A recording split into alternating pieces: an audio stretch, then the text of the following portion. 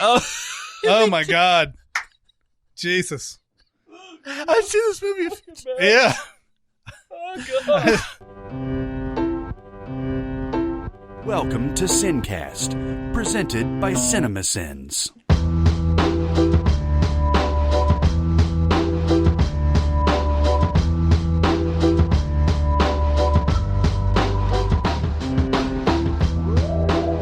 All right, everybody. Welcome to the SinCast. This is Chris Atkinson from Cinemasins, joined as always by the voice of Cinemasins, Jeremy Scott. Hello. And from Music Video Sins, Barrett Scher. Hi, everyone, and welcome back to Chris. Yes.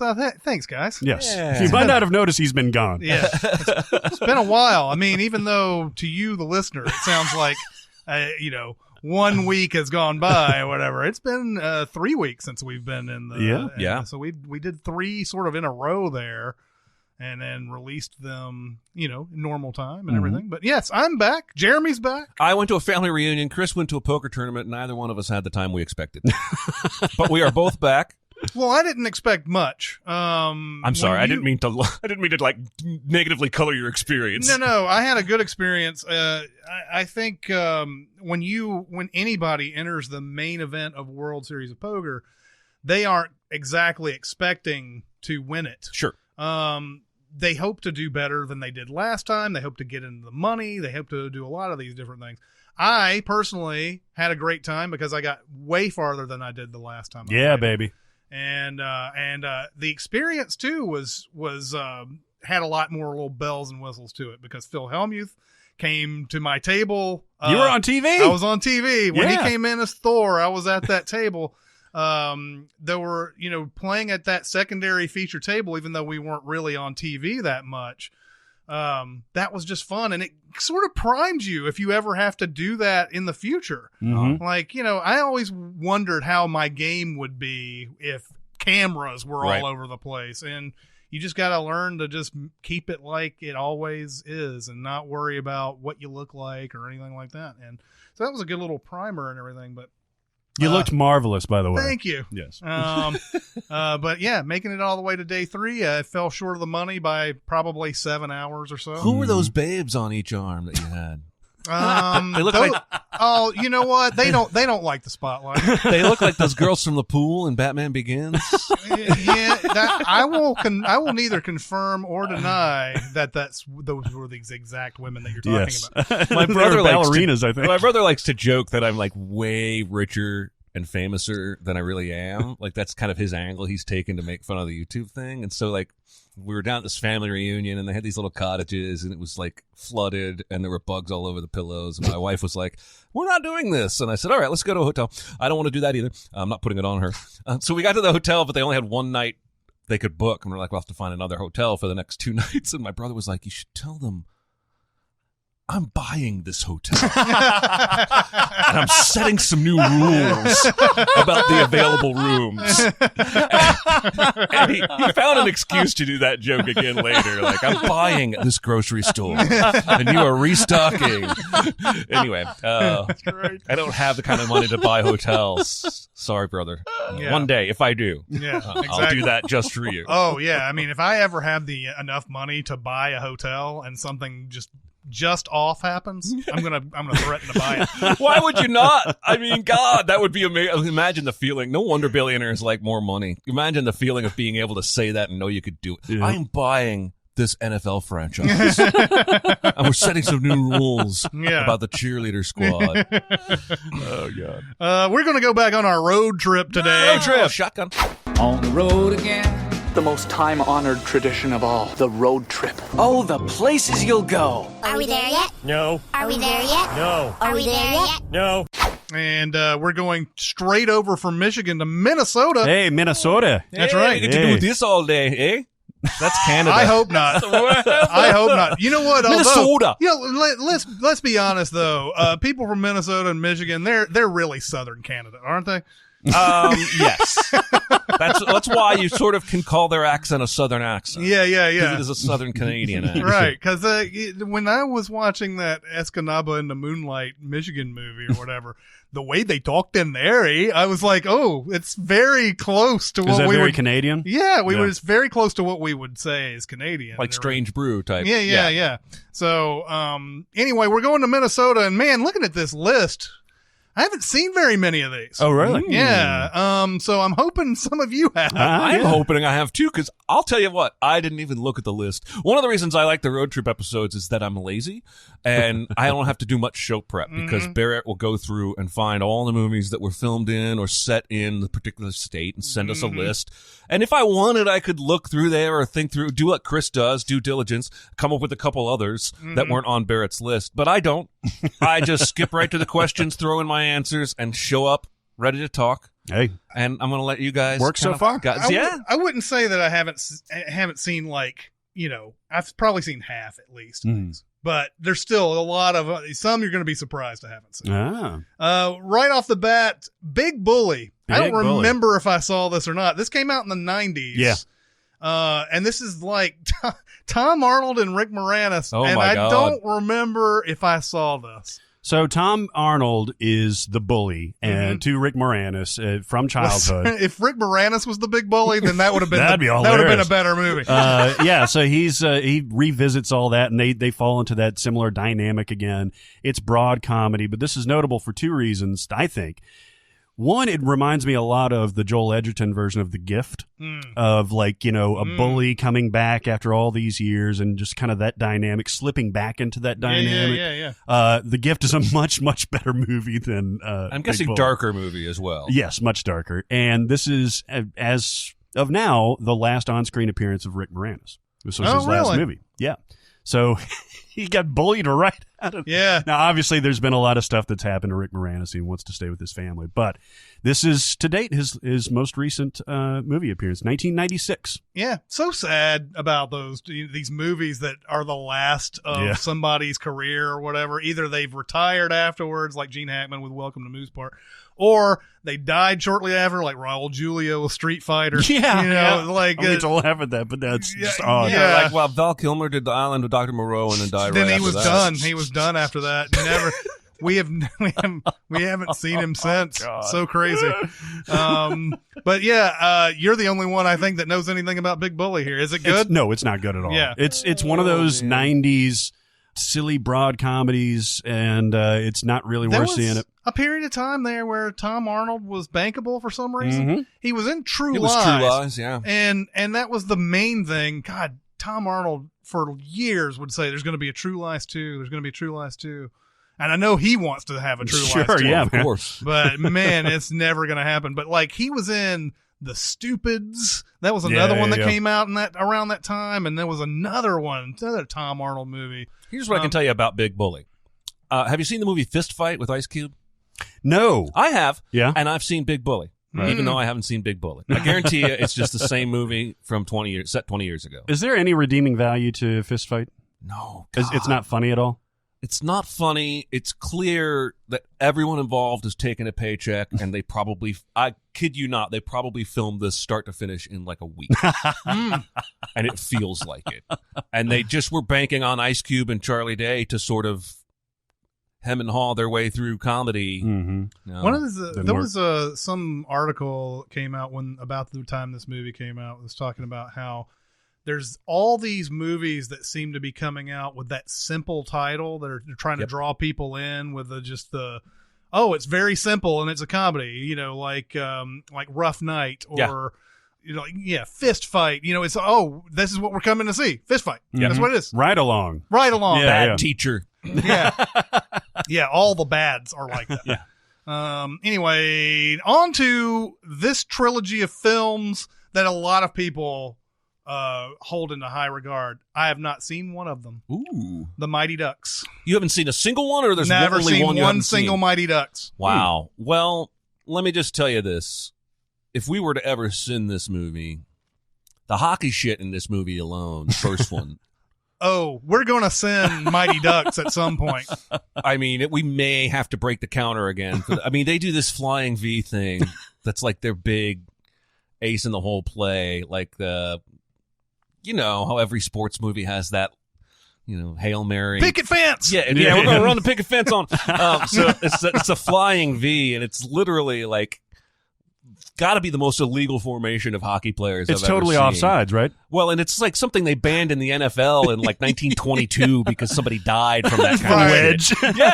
Yeah, and oh god, the hockey shit. But the first one I think is worth watching for charm. I think it's probably dated as fuck at this point. Yeah. Now, I ranted on this podcast about the second one, so I know I've seen that in the last 2 years, and it's ridiculous and terrible because they go to the Goodwill games or something there. And then the third one, I don't think I've seen, but the first one is charming enough. You got Joshua Jackson, well before Dawson's Creek, Emilio Estevez, before he had lost his charm, which I'm just assuming he has because I haven't seen him lately.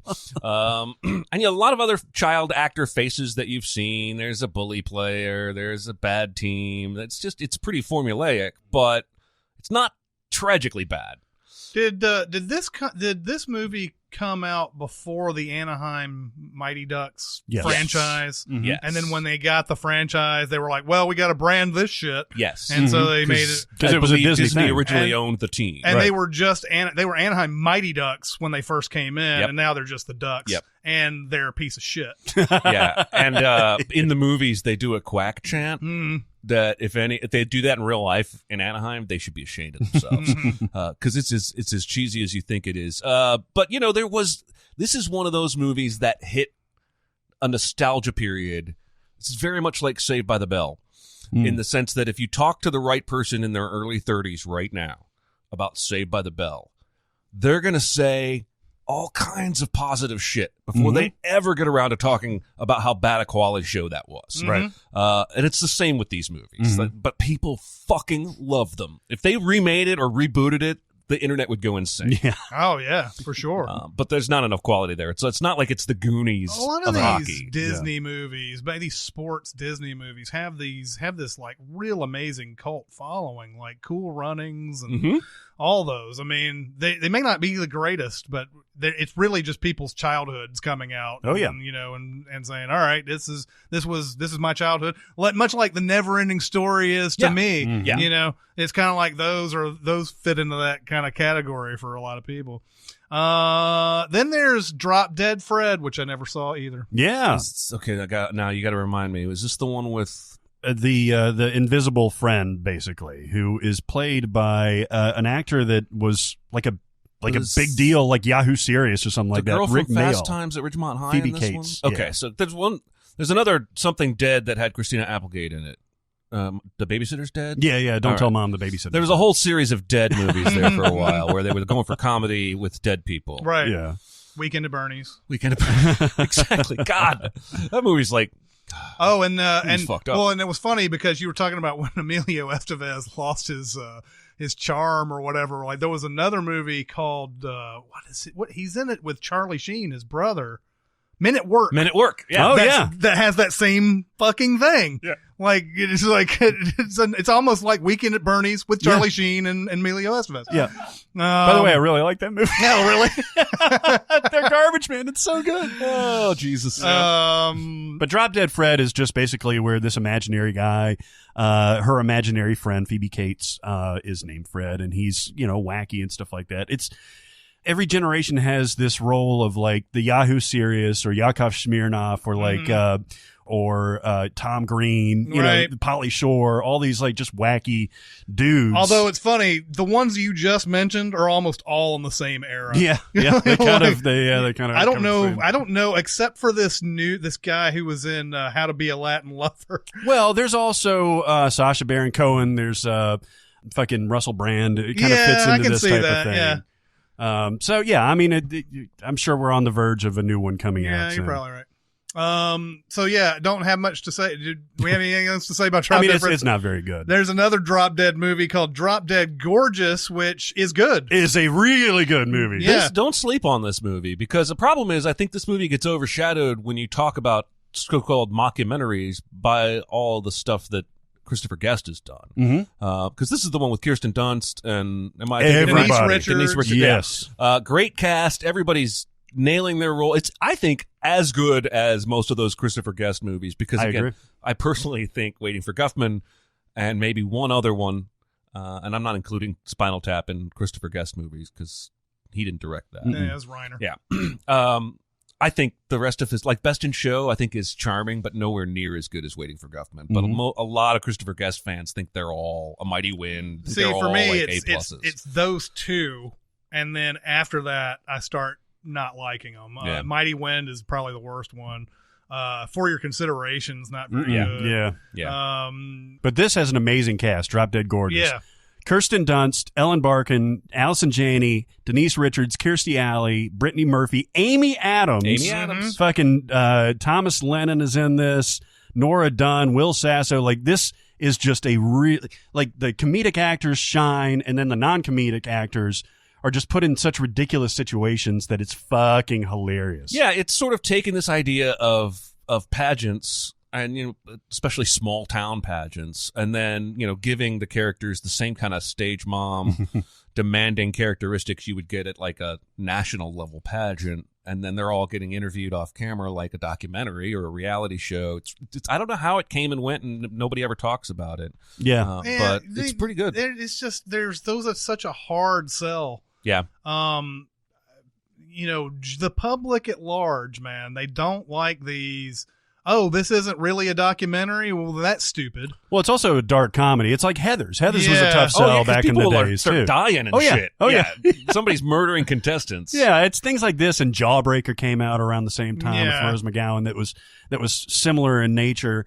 So, yeah, it just gets overlooked because of the content and the style. But, yeah, you go back and watch it. It's hilarious. It also came out in 1999, and that's a huge year, obviously. Yeah. July 23rd. Yeah, it was right in the summer. Yeah.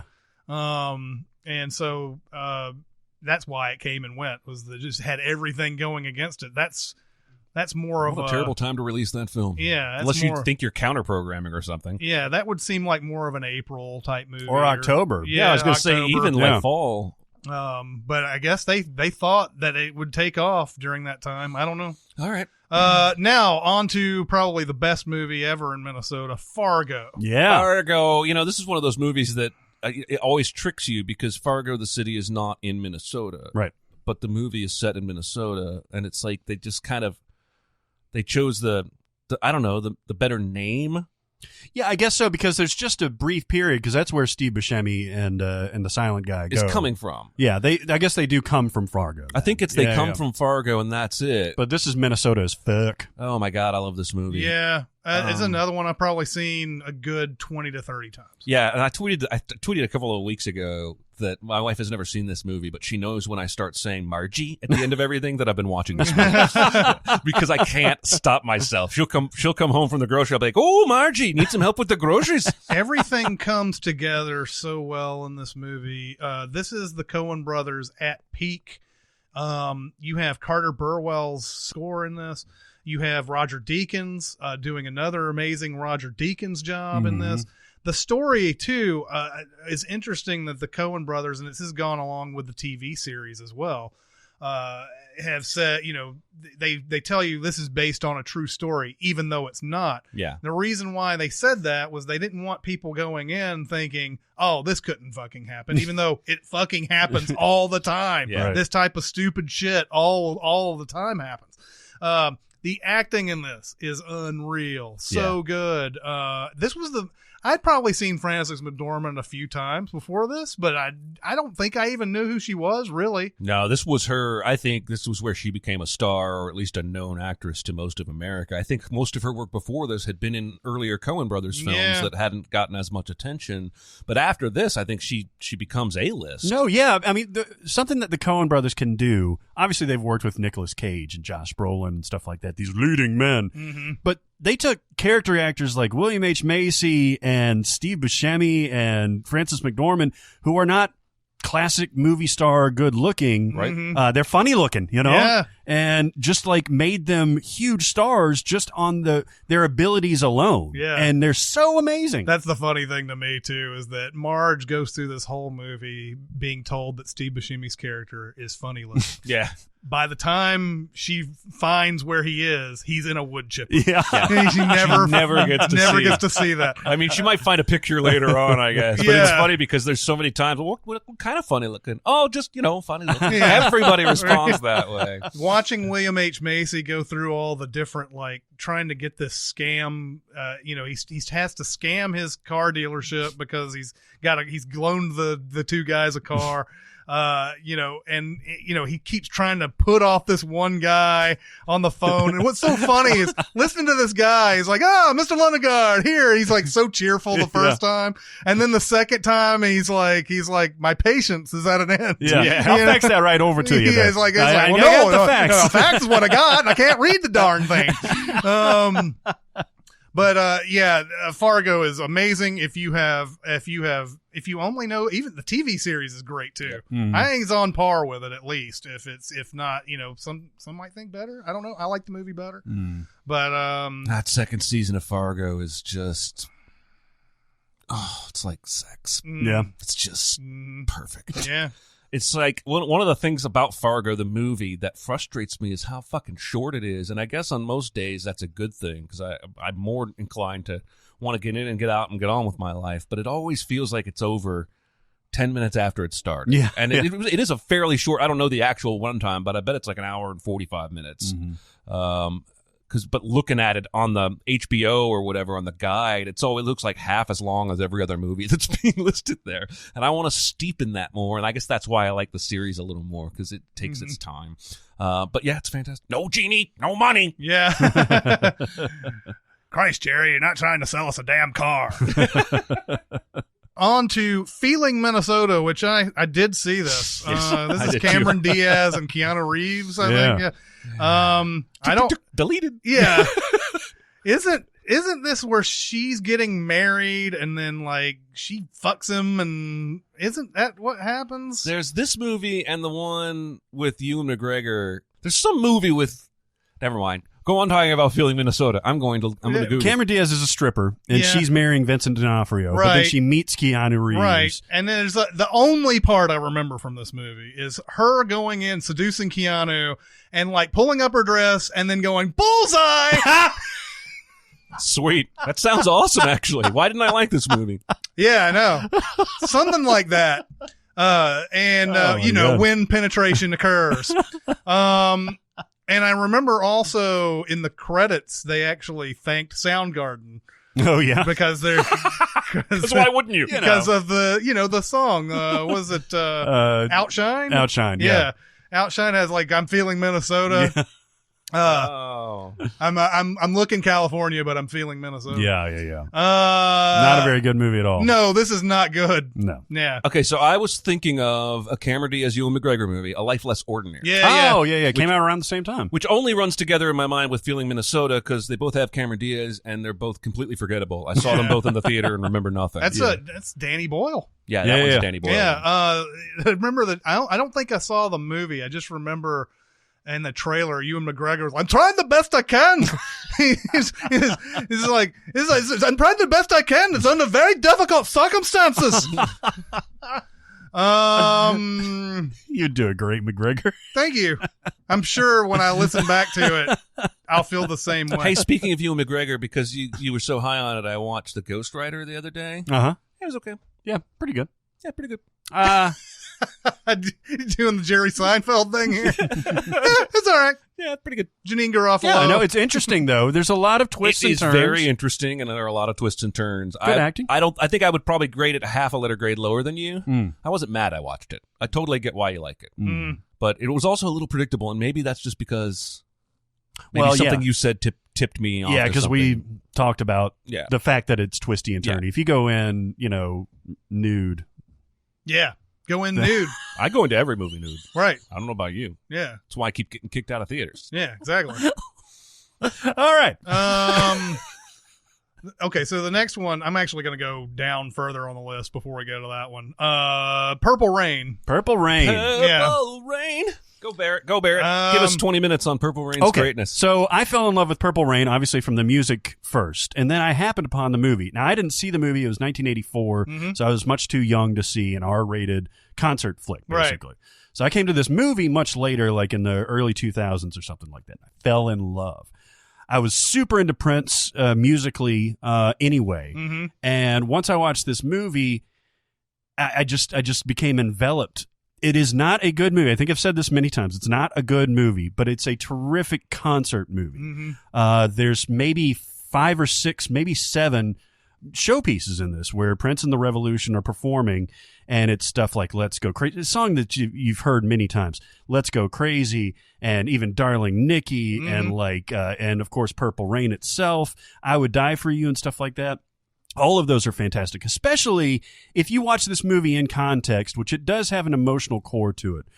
Prince, the kid as he's known in the movie, has a difficult and abusive relationship with his father, and his father's abusive to his mother. His father tries to commit suicide, and he had written this piece of, Prince had written this piece of music before. And when he comes to grips and all this stuff is just falling around him, he finally fleshes out this song called Purple Rain. And when he performs it, when you have all of that context behind it and his emotional performance and everything on stage, it will floor you. So it is worth watching the movie just to build up to that performance, and it will absolutely give you chills. Let me ask you a question that I probably should know the answer to.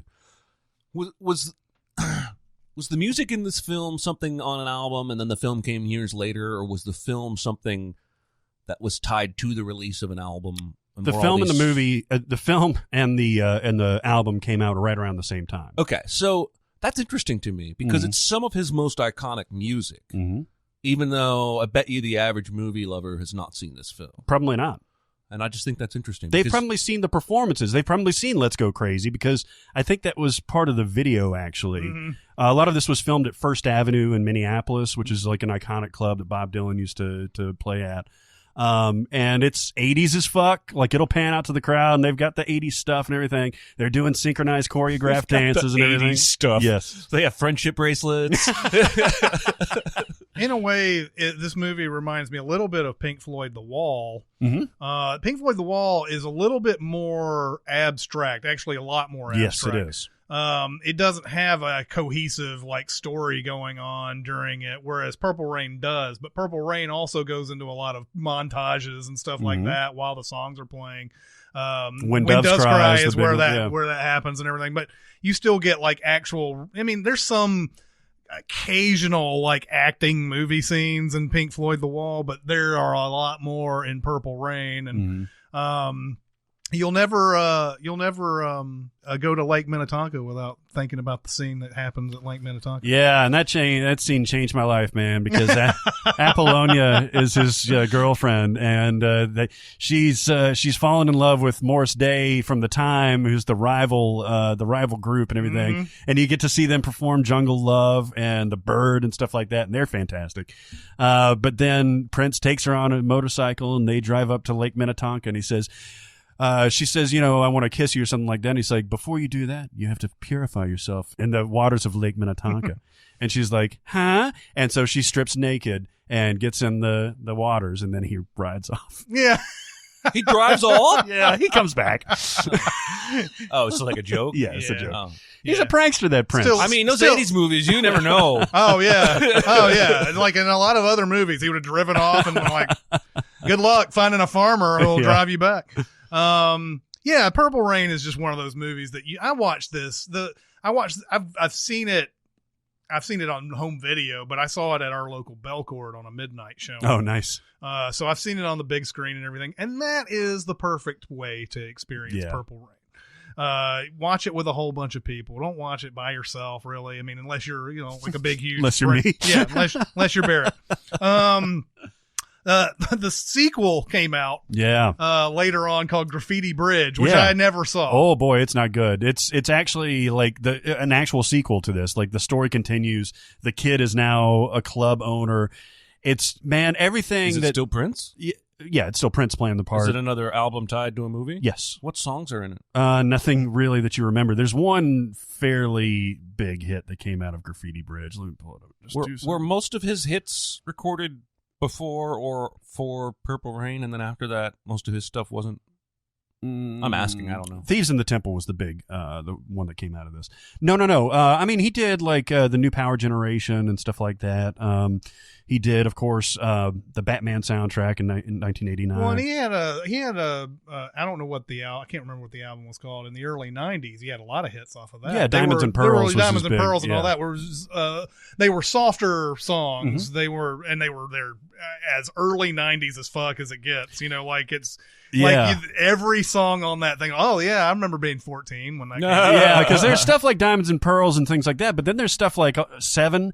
There's things like Get Off. There's things like Pussy Control. Yeah. And then Sexy Motherfucker and all. Like he got real dirty before he became a Jehovah's Witness, right? And just cleaned that shit up around the year 2000, and it was awful.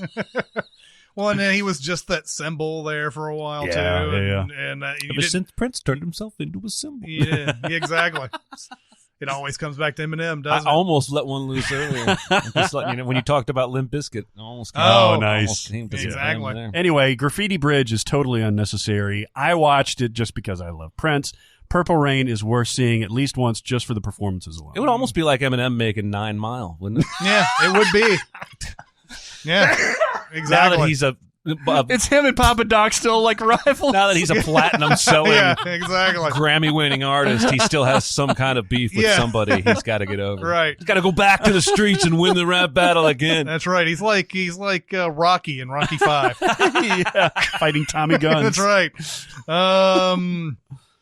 Then we have a curious series of movies called Grumpy Old Men and Grumpier Old Men. What do you guys think of these movies? First one, watchably funny. Mm-hmm. Yeah, I mean it's fun watching Jack Lemmon and Walter Matthau who've done so many movies together. They finally got them back for this when they were in their 70s, I think, at the time. And that's the title tells you everything. Mm-hmm. They're grumpy old men, man. They're frisky. They're fighting over a lady. The movie is worth Burgess Meredith's outtakes in the credits. Yeah, as that's he true. just spews various euphemisms for sex. Yeah. Alone. Yeah. And there's Right. ice fishing involved. I mean, I don't think you could watch this without smiling at least. Now you're probably not going to get a ton of belly laughs, but it's as good because this kicked off a whole new era of them doing movies together. They did that. They did the sequel to this. They did that boat one where they're Gone Fishing or something like that. so they're on some kind of cruise. They made I want to say 5 or 6 movies that were comedies late in their careers, and this kicked off kind of that whole Out to Sea was the one. Out to Sea, and none of them are as good as the first Grumpy Old Men. Right. By the way, that Gone Fishing movie that you just brought up is one of the worst movies of all time. Yeah, Who's in that? I think that had Cuba Gooding Jr. Is that Boat Trip? Oh, that's Boat Trip. No, maybe it was Joe Pesci that was in Gone Fishing. Oh, I don't know. And Danny Glover. I think you're right. I think you're right. Yeah, Joe Pesci, Danny Glover, and Rosanna Arquette. That was Nice, a shitty movie. nice. 4.7 on the IMDb. Yeah. Boat Trip had Cuba Gooding Jr. Anything with fucking boats and water, terrible. Don't Terrible. watch Speed it. 2. Yeah, Fuck off. Titanic. Inside Out, we don't know if Inside Out is mainly San Francisco, but it starts in Minnesota and everything. Don't know if we talked about it much when it was in California because there's so many things to talk about in California. But yeah, she's always like pining to go back to Minnesota throughout this whole movie and everything. This is still probably in my top 3 or 4 Pixar movies. Yeah. It would be Maybe. top 10 for me. And again, I really connect to that sorrow of a child who has had to move away from their friends and wants to go back. But it does that thing Pixar movies sometimes do when it goes to wacky, it goes to 11 instead of 10. And it's just at that point, like when they're in the whole ball pit universe with the fluffy dog and the whatnot, I'm just like, Oh, yeah. I need more of the human girl, Yeah. please. Anyway, I like it a lot. It's fantastic, but yeah, very little Minnesota. Mostly in her memories in that opening montage. Right. Yeah. Then there's Jennifer's Body. I just made a scene about this movie. Oh, Are really? you serious? Have you seen it? Oh no, I haven't. just An saying that's Amanda Seyfried joke. Yeah, it's Nice. an Amanda Seyfried joke. Jennifer's Body has Megan Fox and Amanda Seyfried, and they're this unlikely friendship starts between them, I guess. And Amanda Seyfried slowly finds out that Megan Fox is, I guess, a vampire or something, or Some sort of demon. I yeah. think it's Demon. darker than that. yeah. I'm pretty sure she gets like gang raped in the beginning of the movie, and then comes back out of the woods as like a demon person. That is what happens. I think that is what happens. And she like ends up like trying to kill everybody. yeah, now she starts dating guys, and like then just kills them. Yeah, am I crazy, Barrett? She's a succubus. Oh, she's a succubus. Yes. Well, that Mhm. explains everything. Yeah. Anyway, Megan Fox is killing everybody, and Amanda Seyfried, who's just become friends with her and everything, is slowly beginning to realize this or whatever throughout the movie. Diablo Cody, who wrote Juno, wrote this, and it's become a cult classic. I didn't like it myself, I didn't either. but It's very dark and it's campy. it's got the Heathers vibe. Mhm. But I don't know. I don't know what I was expecting from this movie. I don't think I liked it as much. It's also another movie where they hype somebody. After Juno, Diablo Cody was everywhere. Yeah. And so like this was her next movie. So like, you start, everything all the stuff that you were worried about with Juno started to creep up in Jennifer's Body. Mhm. Like she really loves those crazy obscure 80s movie references and stuff like that, and those always crop up. No, it's got a cult following. A lot of people really like this and everything. It's kind of become that type of movie. Yeah. Then there is Jingle All the Way. Jingle all the way! Hey, we're going to talk about L'Orange twice in this episode. Yeah, That's right. L'Orange actually sent us a Jingle All the Way poster. He did. He did. That's how much he likes Jingle All the Way. He did. I saw somebody on Twitter sent him a picture of how much the just released photo of Shazam, Zachary Levi's Shazam, resembles the dude Turbo Man. Oh, really? Oh, really? In Jingle All the Way. And he was like, yeah, I love it. Jingle All the Way is about two fathers who are fighting over the last toy that they need to give their kids to earn their love. And Arnold Schwarzenegger is a busy businessman that doesn't have time to, truly devote himself to his kid until he comes to this realization that it's not about the I'll toy. tell you what's bullshit about this movie immediately is that there is even one toy to fight over. Right. If it's that popular, it would have been sold out for weeks and everything. But of course, because, you have to have a movie happen somehow. It would have been, I don't know. It would have been, I don't know. There's no way to make this better. Well, in keeping with the theme, this was the last movie Sinbad did before he died. That's right. Phil it's- Hartman steals this movie, Yeah. and I think is worth watching the entire movie for. Yeah. This is Jake Lloyd, who has not yet been, beaten into submission by Star Wars bullies. Man, that's a whole, we could have a whole podcast about that, couldn't we? We could, because I'm really troubled by this narrative that's happening right now about how Star Wars fans have become toxic. No. They've always been. always been. And they just now have social media to get right up in the faces of the people they want to bully. That's the only difference. It's like the girl who played Rose in the last one had to quit Twitter and all sorts of stuff because apparently it's her fault if you didn't like The Last Jedi.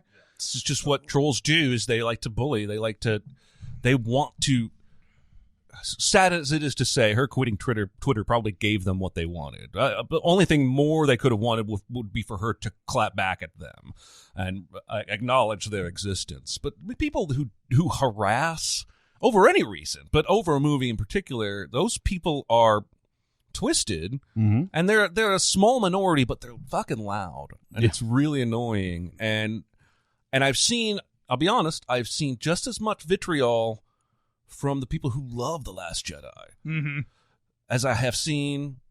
Now, I maybe haven't seen as much harassment, but as far as like dismissal of other opinions, and I think Simser even joked about, I'm not going to talk about my dislike for Last Jedi on Twitter anymore, because it's like you're almost stepping in it at this point, because it's easy that we're starting to lump anybody who hated that movie in with the group of people who harassed her off of Twitter. That's not right at all. And I see, like, there was this one guy who wrote a thread yesterday, and everybody, including Ryan Johnson, was praising this thread where he was talking about how people have miscategorized Luke and in the Return of the Jedi as this powerful Jedi who beat Darth Vader's ass and then at the last minute decided not to kill him, when in reality he never wanted to fight, and what happened was he realized that fighting was turning him evil, so he stopped fighting. And that how that has poisoned what their view of The Last Jedi. I was like, whoa. Not everybody who disliked The Last Jedi is poisoned. Right. Right? Like, I didn't like it for a lot of I'm really proud of that Sins video, because I feel like it gives praise where some is due and points out that my issues with this film are not, it's not my Star Wars. Yeah, That's not it's my fuel issue. based is Yeah, most of exactly. our issues. And logic based. Yeah. Anyway. So yeah, I'm concerned about that trajectory that conversation is going, but there's plenty of evidence. Even Ahmad Best, who played Jar Jar, came out recently and acknowledged the fact that he was suicidal after those movies. That doesn't happen if he's not, at the very least, reading the vitriol and hate, if not having it either thrown at him in public or mailed to him, or who knows what. You know what? I know that we've been accused of this type of thing too, but I think I would like to see a Trolls version of Star Wars and see if they can do better. Well, yeah. I know that's what a lot of times people throw at us, like that matters at all when what we're doing. But I would like to see a Trolls version of Star Wars and see if they can handle the kind of. Well, what I also think is fascinating, absolutely fascinating, is that Mark Hamill was public 2 years ago about how after he first read the script, he was angry and did not like the way they took the character Luke. And in the 2 years' time, he has come around to not saying any more of that. And I'm sure part of it was he was coached to stop saying negative things about the film. But I mean, even Luke himself saw that story and went, wait a second. Yeah. So to color anyone who reacts to that movie with wait a second as toxic, that's troubling to me. Now, granted, if it's being done on a grander scale in politics, left and right. So maybe it's just what we have to deal with anymore is that we're just going to label entire groups based on the subsect of, 2% that are doing this evil thing. I don't know. Anyway, sorry, that was a huge sidetrack, and I apologize. Yeah, we were just talking about Jake Lloyd being in Jingle All the Jingle Way. All the Way. And he was. Yeah, and before all the Star Wars hate. He's trying to get the Turbo Man. I remember the era that inspired this movie's plot. Yeah, because man. there was and I think it was even pre-Furbies, but there was this era where for 3 or 4 years in a row there was an It toy. Was this in Beanie Baby area? It might have been the Beanie Baby era. Yeah. This But was there was an 96, It so right toy before. that sold out that everyone was. There were literal fights in stores. You joke about this movie. I saw one. Yeah. Yeah. And then somebody said, you know what, we can make a comedy out of this pretty easily. And they did. They made this movie. Yeah, even though there are people who die because of stuff like this. Yeah, okay, they get trampled and all kinds of bullshit. But just make more, you fuckers. Right. You fucking I greedy know, toy that companies. is what I never understood. It's like, this is a really popular toy. Let's make it sell out so easily. So that, I know that having it sold out drives demand as much as anything a lot of times, but make it available, man. Don't make people fight over this. You know shit. what? I went on a kick about 3 or 4 years ago of buying these Lego architecture sets. Oh, yeah. I don't know if you've seen these. Oh, yeah. And I bought and built 3 or 4 of them. I built the Sears Tower and the Burj Khalifa and a couple others. Some New York Chrysler building, maybe. I don't And then know. you blew them up like in a Roland Emmerich style. And then I went on Amazon and I ordered 10 more. And they have been sitting in a box in my office since I ordered them, because I have not yet gotten to a place where I had the space and the time to open a bunch more Legos and build them together. And then I went to McKay's the other day, that used bookstore place, by the way, which I found out was a chain. I did not know that. Oh, yeah, yeah. They have one in Chattanooga, one in Knoxville. I didn't know that. We went there the other day, and I'm looking, and they have some of these Lego architecture sets, and they're priced at $150. What? I was like, what the fuck? And I went home. I've got $1,200 worth of Legos in 10 sets, all because they make these limited runs. So they only make so many, and I happened to buy in that first run. You can still buy the Sears Tower architecture series, but it's series 3 or 4 of that Sears Tower, and it has a special serial number. Huh.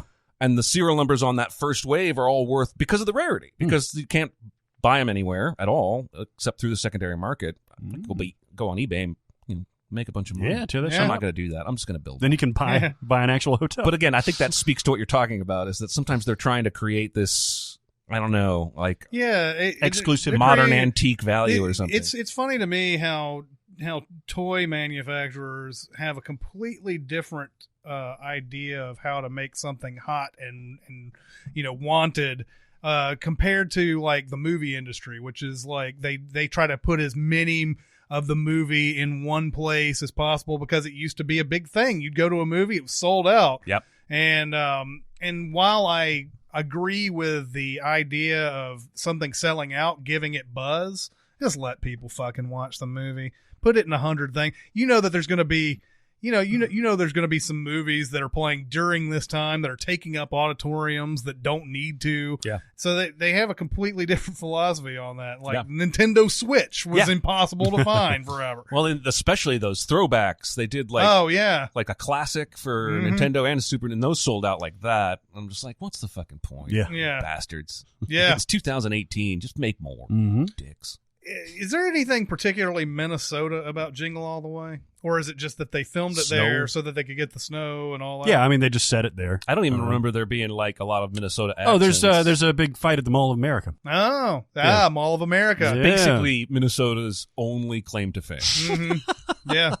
Which, in this day and age, is probably kind of dwindling. I bet that place still does pretty banging business. Oh, it but does. Malls are dying everywhere. Yeah, it's a destination. It's got like 4 Chili's. It's got like 8 levels, doesn't it? Oh, it's more than that. Like it's a city. I saw a reality show about security guards who worked there. Yeah. That shit was crazy. Yeah.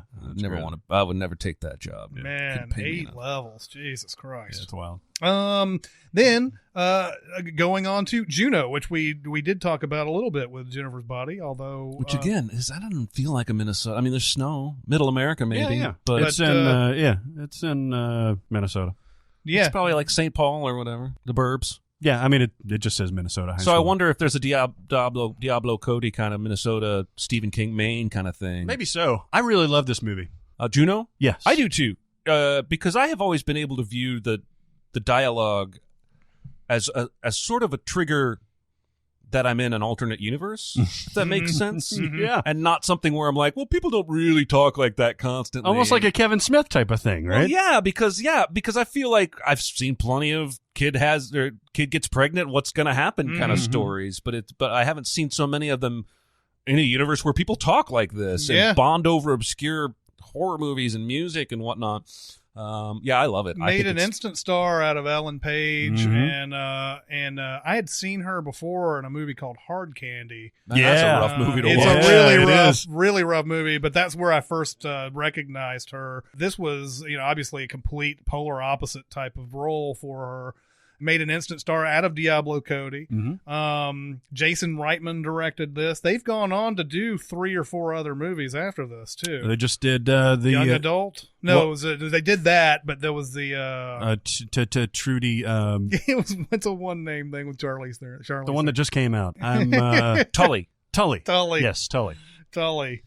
Anyway, yeah. And what a fucking cast in this too. Yeah, is Tully on the Minnesota list? No, it's not. Strangely enough, considering that they're the Diablo Cody. That's true. Yeah.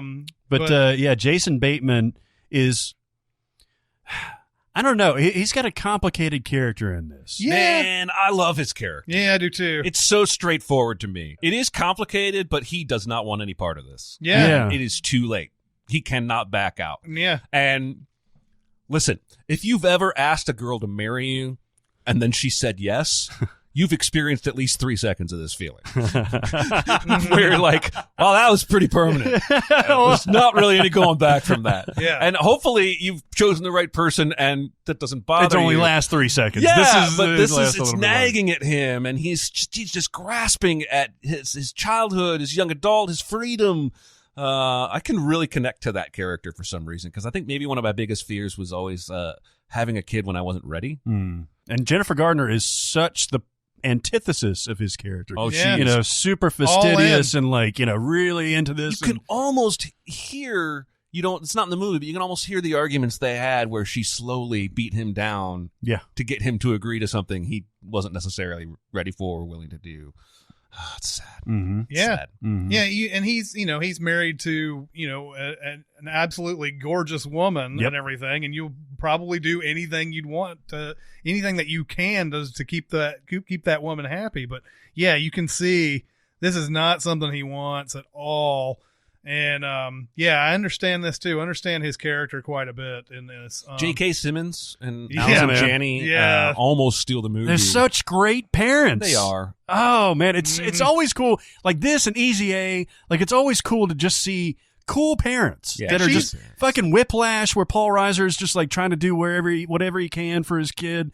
You don't see that very often in movies. Allison Janney plays stepmom, right? I think so. Yeah, because I guess Juno's mom died or something like that, and then now she's I think that is it. Janney has a fantastic scene towards the middle end of this, where she's been going over and seeing Jason Bateman over and over and over again, and she's like, "It's like, listen, kiddo, you can't just keep going over to this married couple's house, and you don't know what it's like to be married. You don't know all this type of stuff and everything." And of course, Juno rejects this. I'm grown. I've got a baby growing inside me. All this type of stuff. But man, that's probably my favorite scene in Juno is Allison Janney giving her the what's what. Well, we haven't even mentioned Michael Cera. He's really good in this. He's playing Michael Cera, but I'm not tired of that yet. No, he's adorable. He can keep doing that as far as I'm concerned for several more years before it wears out its welcome. Then there's Little Big League. I don't think I saw this. Did this have Lucas Haas in it? It's Luke Edwards. Luke Edwards. Yeah. And he becomes the manager of the Minnesota Twins. Yeah. He inherits the franchise basically. Yeah. I never saw this, but I'm sure it went just like every other baseball movie. I mean, it's all these little like kids getting involved in professional sports. You know, fucking Angels in the Outfield and fantasy. Rookie it's of the wish Year. Fulfillment. Yeah, I mean, what 7-year-old kid didn't wish he could pitch for the Cubs or his favorite team or make the managerial decisions? But yeah, we don't see that too much anymore. I don't know what that means. Yeah, I don't either. But there was like a good 15, 20 years that was a very common thing. Yeah, and they were typically fun. Well, then you got the animal sport, the offshoot of animal sport, which fulfillment. I think there's like 14 Air Bud movies. Yeah. Golden Retriever. And then Golden there's Receiver. like the Little Giants, the little Pee Wee football version. Yeah. Yeah, I never saw this either. Yeah, but I'm sure it went the same way as all the other ones. Either he made some pretty good managerial decisions and they won the pennant. Yeah. Like a lot of baseball movies always focus on the pennant and they never focus on winning the World Series. Yeah. You know, like The Natural was like that, because the whole thing about The Natural was if they didn't win the pennant, they were going to be able to move the team and all that. Out of New York, by the way. That's right. Because you don't want that hotbed of fucking business. It's too big. It's too big. But anyway, yeah, and never saw it. North Country, which was this is Charlize Theron and basically what is her Norma Ray. Right. Although this is more sexual harassment. Yeah. Although Norma Ray had quite a bit of sexual harassment in it. But this is still like a coal mine or something, right? Yeah, it's some sort of mining town. And Frances McDormand's in this as well. Okay. I never saw this. This is really good. Mm-hmm. Yeah. I believe Charlize Theron gets nominated for this. I think I remember that. For this performance, and yeah, she did. And so did Frances McDormand too. Yeah. This is one of those when you hear this is one of those that comes out around Oscar season, and you're like, okay, that's probably important. Yeah. But is it a good movie? And it turned out it was actually really solid. Well, and that's the thing is you can almost never tell with movies like this unless until you watch it.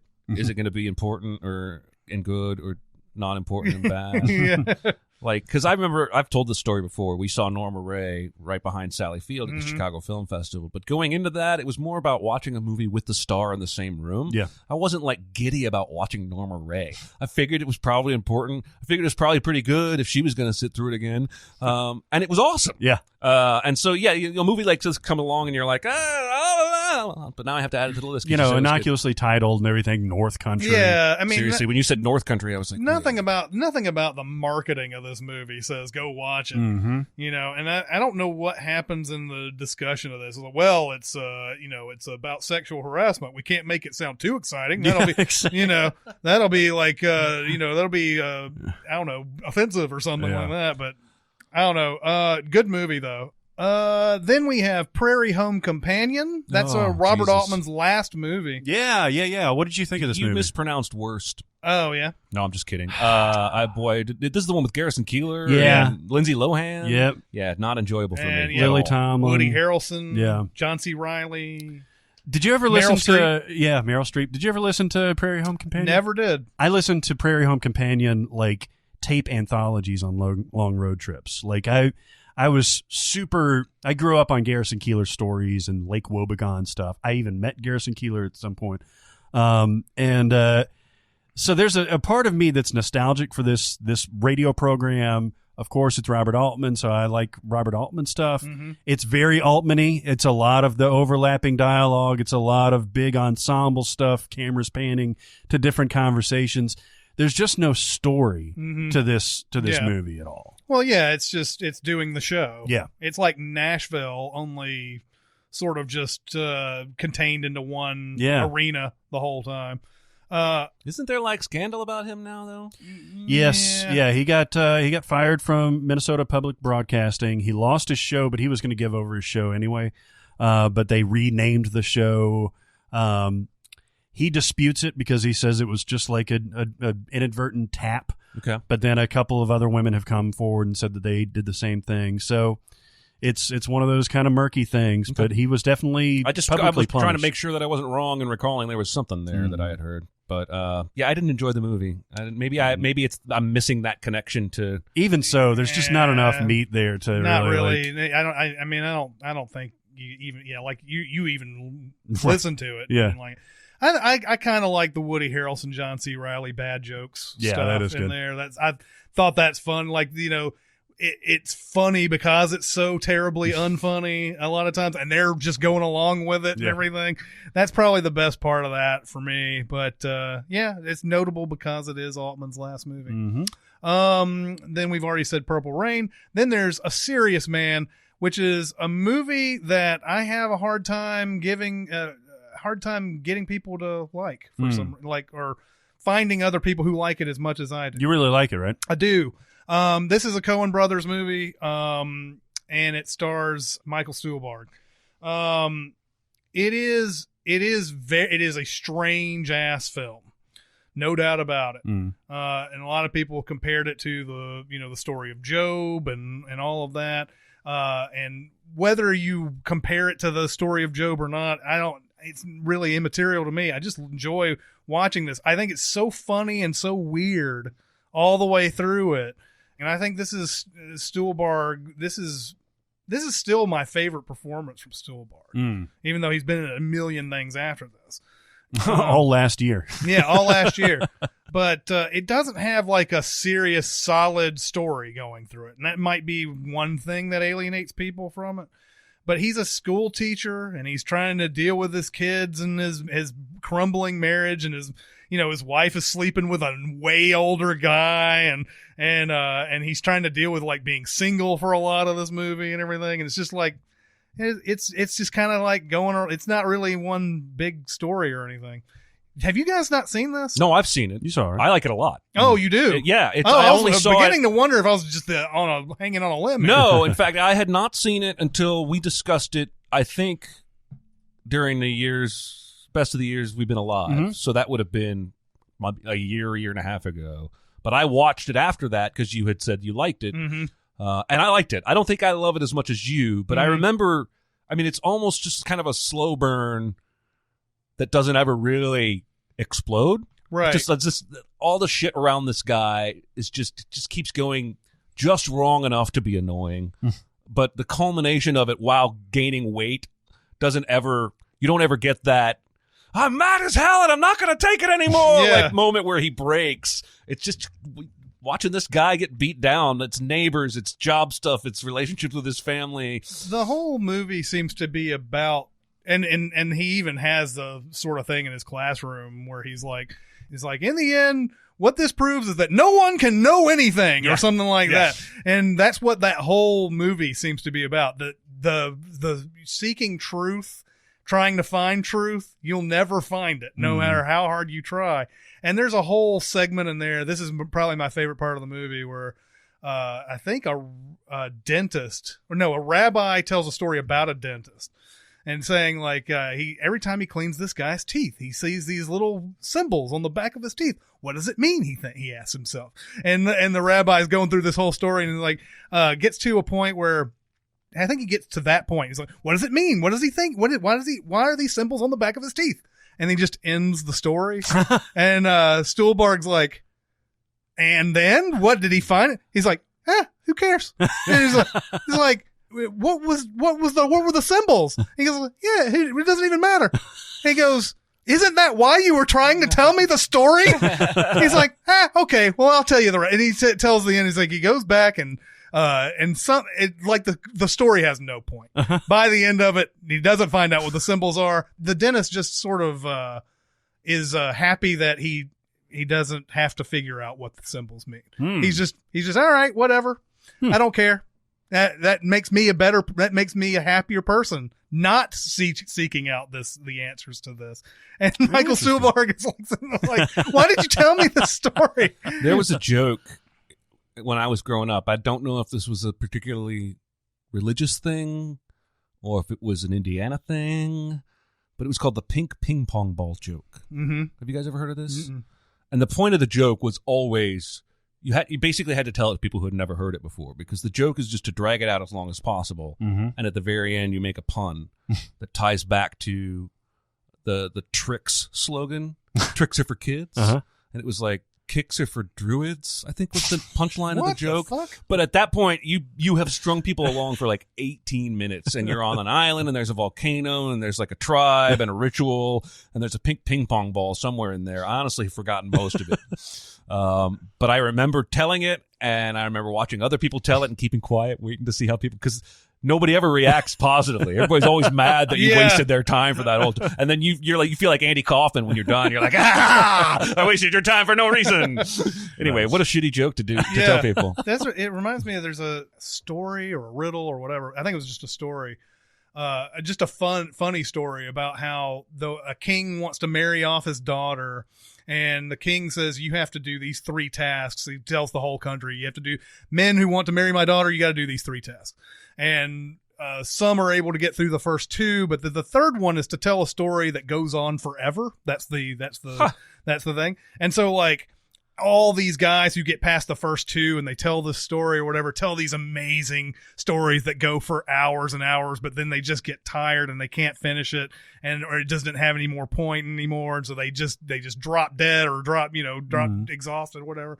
But the guy who ends up winning ends up telling a story that has absolutely no real story to it, but something that you can tell forever. So like a man went out to his farm, he dug 1 hole, and then he went over 2 feet. He dug another hole. He went over 2 feet and dug another hole. And then he goes all the way through that. Then he went to that first hole he dug and put a seed there. And then he put another seed and then another seed. And then he covered those up. And so it like keeps going on. And finally the king's like, okay, we won't be able to last through this. You win. A Serious Man, it's a weird movie. It's a weird, even for the Coen brothers.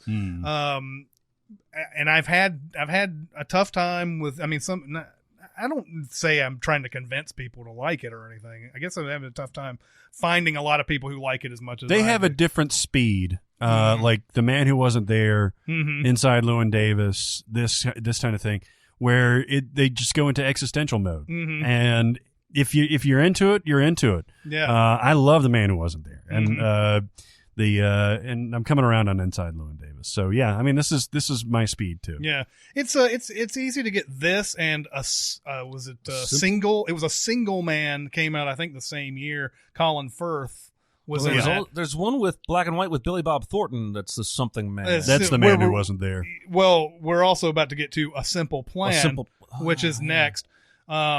But Jesus. there's like when I first see A Serious Man, I have to sit there for a second Yeah. and go, is this the one that I'm thinking it is? Because it could have very well easily been one of those where, well, this is that Coen Brothers movie, and somebody goes, no, it's that Colin Firth movie. I'm like, oh shit, fuck, okay. Anyway, yes, I highly recommend A Serious Man. I don't think we've talked about it that much on this podcast, but Barrett, I think you would love A Serious Man. Down. Then A Simple Plan. Great movie. Yep. Sam Raimi Yeah. directed this one. You have Billy Bob Thornton. You have Bill Paxton. Is it, Just a fantastic movie. who's that third one? Is it Tim Blake Nelson? No, it's a bigger guy. I just saw him in something else and Googled him like 3 days ago. Brent Briscoe. Brent Briscoe? And then there's Bridget Fonda. No, but you're talking about Gary the guy Cole. that they try and trick into admitting on tape that Yeah, he yeah. did the murder. Yeah, I can't think of his name, Oh. but he's been in a bunch of shit. Well, it's got to be this guy. It's that guy for sure. Yeah, Brent Briscoe. Yeah. I haven't seen A Simple Plan in forever, but I know that I really loved it when I Mhm. first saw it. So It's basically, it's kind of like the heist version of 12 Monkeys, where the ultimate conclusion is you should never do a heist. Just like in 12 Monkeys, it's like time travel is never going to fix the problem. Because it's just basically these guys find this money and, it seems fairly simple. yeah. And it just gets complicated over time, and people end up dying. It's just dark. Again, I think I said this before on the podcast. I think it largely gets overshadowed by Fargo because it's such a similar movie. There's violence, but there's comedy just in sort of the quirky small town northern nature. Billy Bob Thornton's excellent. Yeah, this is one of his best. Yeah. Outside of Sling Blade, and you might even say this is better than Sling Blade. Yeah.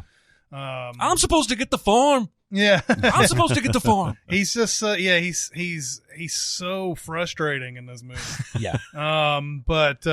It does get that sort of mixed in with Fargo because it's got the same crime, northern United States type of thing. And Sam Raimi and the Coen brothers are linked together in film history. Yeah. So it came out just 2 years after. It does sort of like get overlooked, but man, Simple Plan's a good movie. Yeah, Bridget Fonda goes from like offended to Lady Macbeth Yeah. in like a night and a half, and it's awesome. Yeah, I would really recommend it. This is another one of those that's probably somehow unfairly been under the radar for most folks. It's good shit. Then there's I never saw this. Stuart Saves His Family. Yeah. Al one Franken. note, One note premise. Al Franken played Stuart, which was a 3-minute fucking Saturday Night Live thing called Daily Affirmations. Right. Or not Daily Affirmations. No, that's right. Was With that Stuart right? Smalley, yeah. Yeah. Okay, I was confusing it with Deep Thoughts. Yeah. Yeah. With Jack Because Handy. I was like sitting there going, wait a minute. Yeah. It's a 3-minute thing with basically the joke was the funny thing for everybody was him looking in the mirror and saying, I'm good enough, I'm smart enough, and doggone it, people like me. Yep. And then finally getting Michael Jordan to do it. That was where it jumped the shark. Yeah. And that was still probably only like the third or fourth version of that sketch. right. Yeah, there was still like 15 more after It's that. like, well, SNL does this to everything, but this is one of the bigger offenders, and Pat was one of the bigger offenders. That the joke. And they made a movie out of that too. Yeah, they sure did. Well, Lorne Michaels was throwing shit at the wall there for a Yeah, while, man. Yeah. and eventually he found one or two, I think. Yeah, like a Wayne's World will do all right, but then like you can name a million of these. Superstar, Night at the Roxbury, just Coneheads. Coneheads. Oh Jesus! Oh, man. There's more you want to forget than yeah. Let's Yeah. just Stuart move on. Saves His Family is not good. I never saw it. Then there is Untamed Heart. Oh. Well, this is Christian Slater, Marissa Tomei. Yeah. It's a gal's heart. I'll tell you what, man. This was the movie that you went to when you wanted to make out with This your is lady. literally a baboon heart, right? Yes. Yeah. He gets a baboon heart, and the baboon is untamed. No, And nice. it wilds up his romantic It sure life. does. And oh my God. I mean, Marissa Tomei had no filter for a while there. After she blew up, she made this, she made Only the Lonely with Yeah. Robert Downey Oh, yeah. Jr. She's made anything. I saw this movie. I took a date to this movie. Yeah, you did. And all I remember is a Simpsons quote that's not related to this movie. It's a gal's heart. Yeah. That's all I got. Trying to make a monkey out of you. I think there's a moment where she rubs his scar or something. Yep. I don't fucking care. And he like takes a hockey puck to the chest or something like that at the end. I I don't know what Oh, happens. my God. But he dies. Oh, he my dies God. at the end. What a dick. And any person that you were with was likely to melt during that moment. And when they were melting, they were willing to make out. Yes. Did you take like 8 different dates in this movie? More than one. That's enough. Okay. It's kinda, so you saw this movie more than 5 times? Well, God, we touched on something here. This was like his honeypot movie. this reminds me. Because it came out on video. Oh my God. Jesus. I've seen this movie a few times. Yeah. Oh, God. Yeah. This reminds me of the South Park episode where Randy finds out that the only reason guys take their wives to Broadway musicals is because there's hidden messages in the Broadway musicals that they will go down on them afterwards. And so, like, they're watching this. They're watching a musical, and it's like they're singing all this. There's all this choreography and everything, and somehow in the world, it's like, oh, what a day! Oh, what a blowjob day! And so they keep on like putting these little things in there, and at the end of it, you know, he's driving down the street and everything, and his wife's like, he's like, that was a great time. That was great. In fact, let's make it better. And it's like, and so like Randy's like, it's like, oh, no way. Oh, Jesus. Holy shit, Untamed Heart, huh? Yep. Oh, my God. Yep. Yeah, I mean, it's beautiful people and sadness and stuff. You know? Oh yeah. Man, I regret not being at a point in my life where I could try that. Because, I mean, that's just not going to work on my wife after 11 years of marriage. No.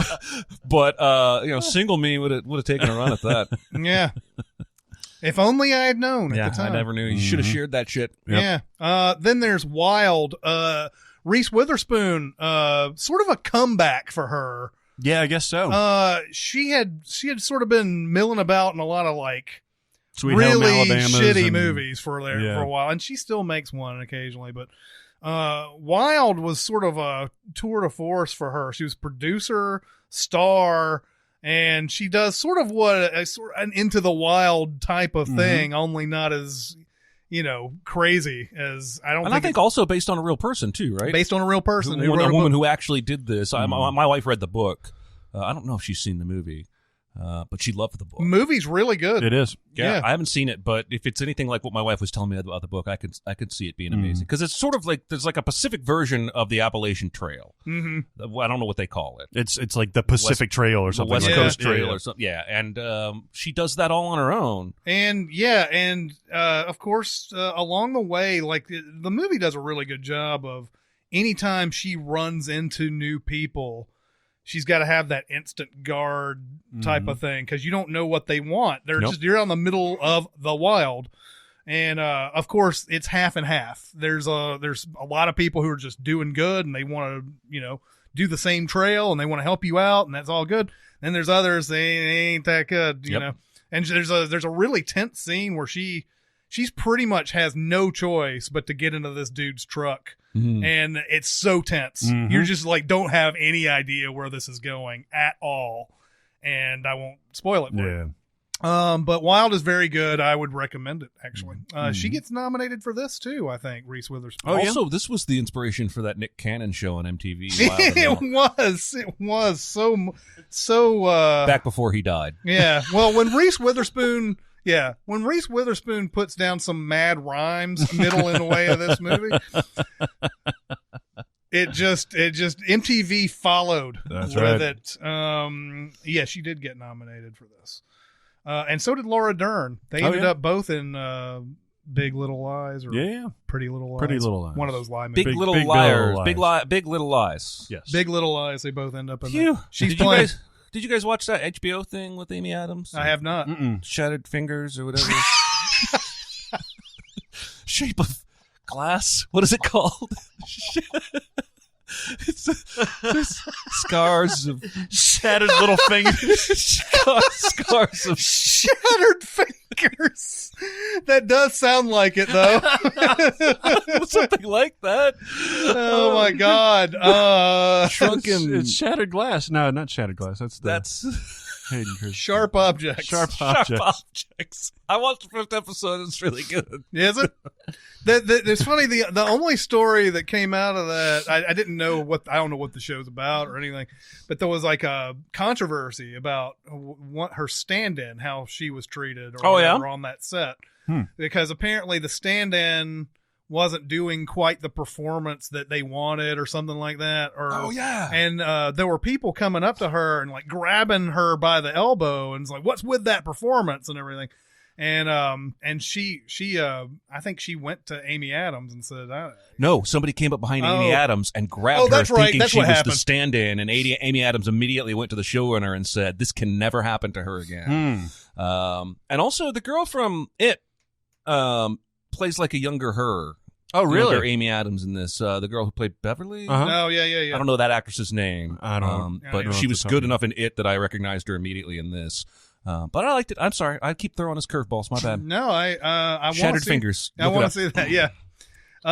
Then there is Wrongfully Accused. I did watch this. I used to watch all of these parody movies. That came me too. out. This was a Fugitive parody that came out like 3 or 4 years after The Fugitive. Mhm. After all of the buzz had died down. Yeah. Who's in this? Leslie Nielsen. Jesus, I don't remember this at all. I believe it was either Pat Proft, one of those side Zucker brother. Yeah. It was either Pat Proft or Jim Abrams or somebody like that did Wrongfully. It was Pat Proft. Pat yeah. Proft, yeah. It's a parody of The Fugitive, and it wasn't very good. No. There were a ton of those that it's funny, we bag on Jason Freeberg and Aaron Seltzer and all that for their, and rightfully so, for their awful parody movies that came out in the last decade. But right after maybe sort of starting the descent with Naked Gun 2.5, there were a ton of these movies, and they all had Leslie Nielsen. It seemed like, or he was making a good paycheck. Yeah, You know? and if they weren't Leslie Nielsen, it was just. I mean, they had Fatal Instinct, which was the Basic Instinct parody that had Armand DeSanti in it. There was Loaded Weapon. Yeah, Loaded Weapon, which has some moments in it. Dracula Dead and Loving It. Dracula Dead and Loving It, which is Mel Brooks, and then There's the one with Jay Moore and the mobster one. Jane Austen's Mafia. Is that what it is? I think so. I just remember one of the gangsters was called somebody big red ass baboon on his head, and it cuts to that guy, and there's a big red ass baboon on his head. Yeah. That's Jane Austen's Mafia. That was Jim Abrams that did that. There was Spy Hard. That's right. Which has one great joke, and it's the Weird Al song at the very beginning of it. Which one was it? You're watching Spy Hard. That's why they call it Spy Hard. There was a million of them. Yeah. Like, right, because Naked Gun had done enough that I think just like horror movies, they had decided, we can do these type of movies real cheap, put Leslie Nielsen in it, and like make our money and move on, because they made a ton. But none of them, except for Hot Shots, maybe out of the whole group, Hot Shots and Hot Shots Part 2 were good. Yeah. Everything else after that was just you're just kind of doing the movie and other movies like it, and that's the joke. Yep. And then there's Young Adult. We finish off our main list with Young Adult, which was another Diablo Cody and Jason Man, that's Reitman. a good movie. Very good. Came out of nowhere, and I remember watching this one of those Thursday nights. Have I seen this? Has Charlize Theron in it? Patton Oswalt. No, I saw this on the TV Guide and read about it, but I have not watched it. Yeah. It's good. And it's about a fully grown woman who's still trying to grow up. Yeah. essentially. She's an enfant terrible. So it's basically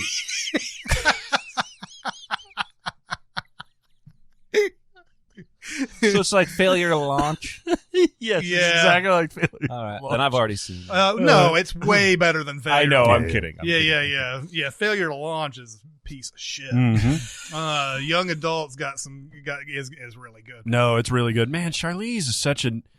I guess at this point she's not underrated, but she's such a good actress. You know, she's still so gorgeous that it's hard that's to... the thing.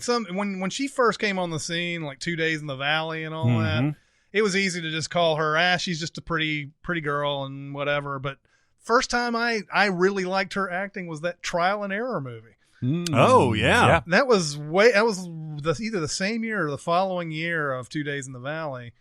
And I was like, yeah, there's something else going on with her, just other than her looks and everything. Let me ask you this, though. Which Patton Oswalt do we get? Do we get, like, the new Mystery Science Theater Patton Oswalt, or do we get, like, big fan Patton Oswalt? Oh, no, we get sarcastic, funny, acerbic Patton Oswalt. Okay. I like big fan Patton Oswalt. Yeah. Yeah. This is Because different. that's more acting and less comedy.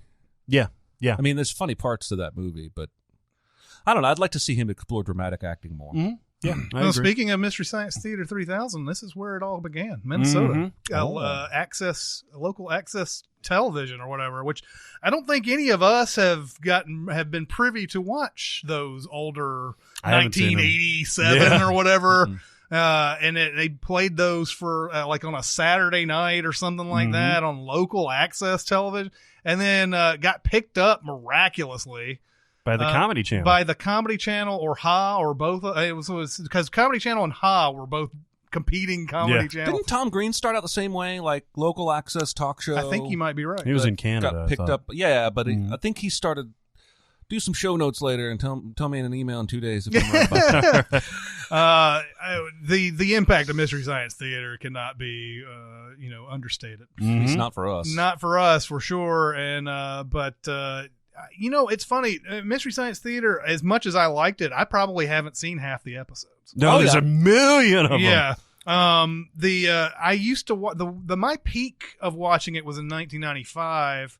And a lot of their best episodes had already happened by that time, but they were playing them on Comedy Central during that 1995 year. And I used to record them and used to watch them when I could, because, I mean, they're an hour and a half. It's hard to watch. The greatest thing ever was their Turkey Day marathon. Because on Thanksgiving, we'd have Thanksgiving at our house. So I would be able to, like, just escape my family, run into the living room and watch, a 30-minute block of this, because it's running continuously, and then go back in, maybe watch a little football, come back to this, and oh man, it's got the ability to make me just roll, like, just peals of laughter where I can't stop, and it just keeps on going and going and going.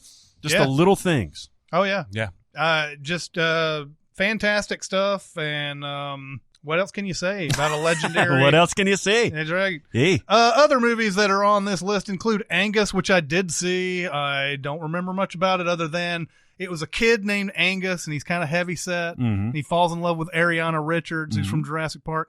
I remember that. He's a nerd. He's like a picked on kid and everything. And I don't remember if he ends up getting with Ariana Richards. No, he dies. No, I'm just kidding. I can't remember. He gets hit in the heart with a hockey puck. He does. And just dies. He does. I tell you what, Angus gets girls' panties to come down better than any movie I've ever seen.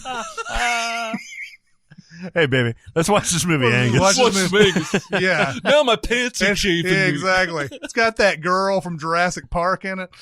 It was kind of weird to see Ariana Richards, because in Jurassic Park she's a tomboy and everything. In this, they doll her up into like a cheerleader or something like that or whatever. And I was like, I didn't even know it was the same girl there for a long time. But yeah, Angus, I remember it being okay. It was all right.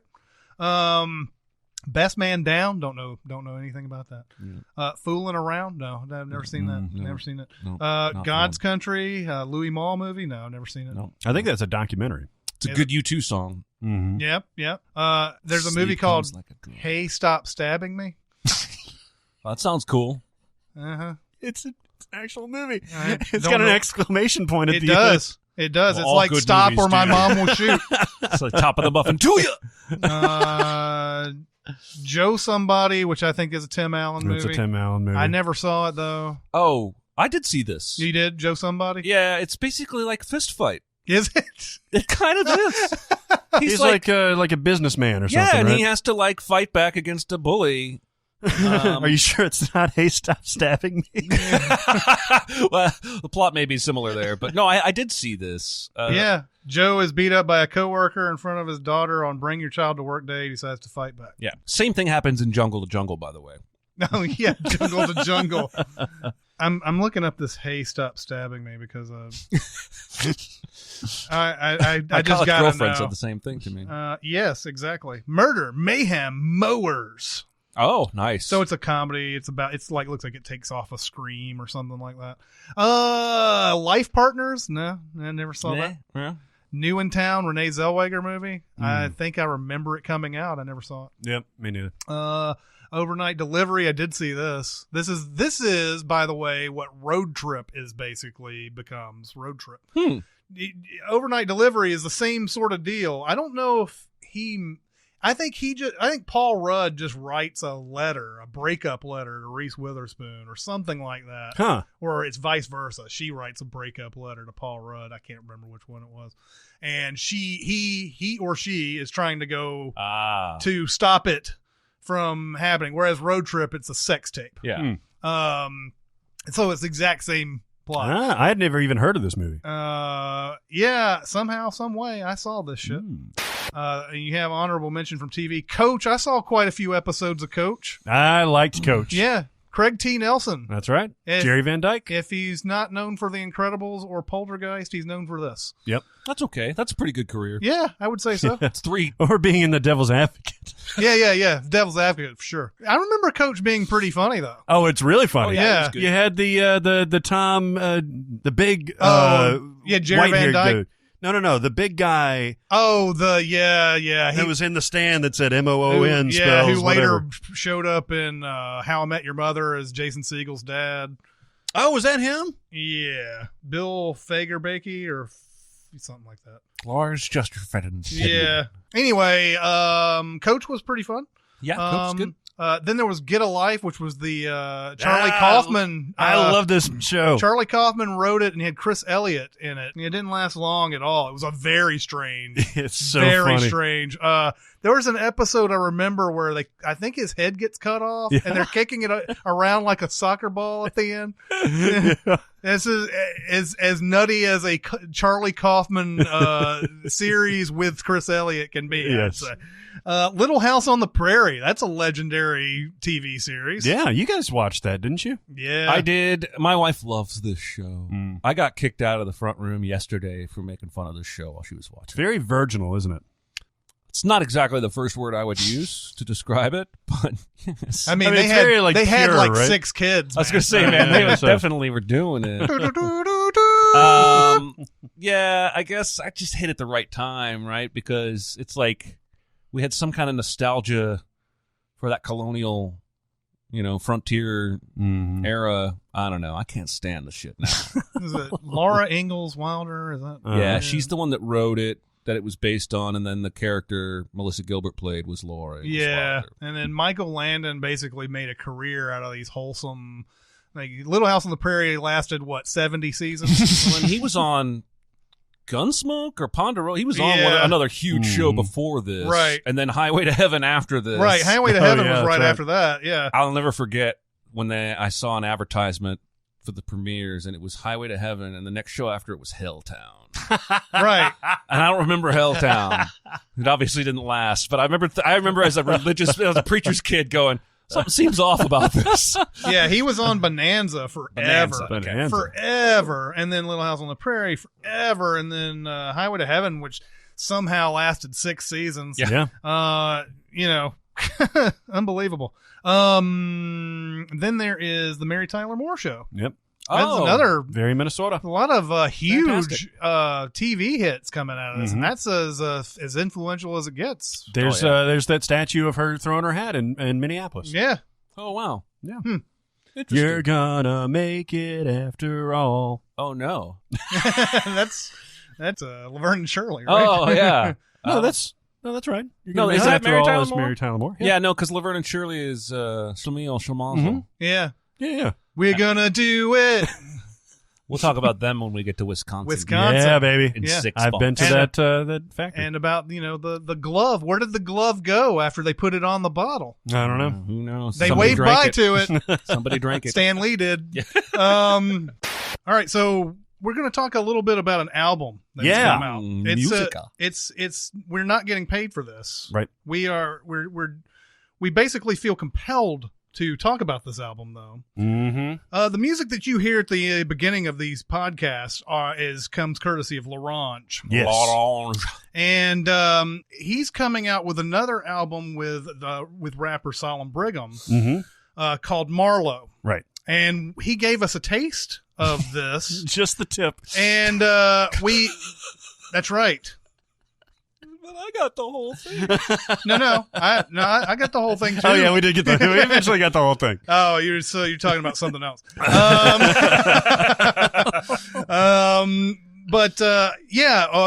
I sat there and listened to this basically on repeat.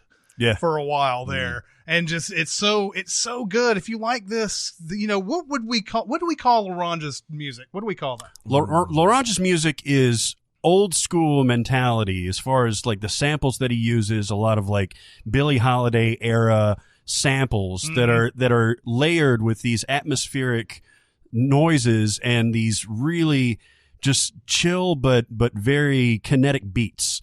And when you combine it with these incredibly talented rappers that he's done over the years, including Kool Keith and people like that, and now Solemn Brigham, it turns into magic. And them together, these two, the Marlowe album, is just the best of both worlds. There's something so I am not in the wheelhouse for this type of music.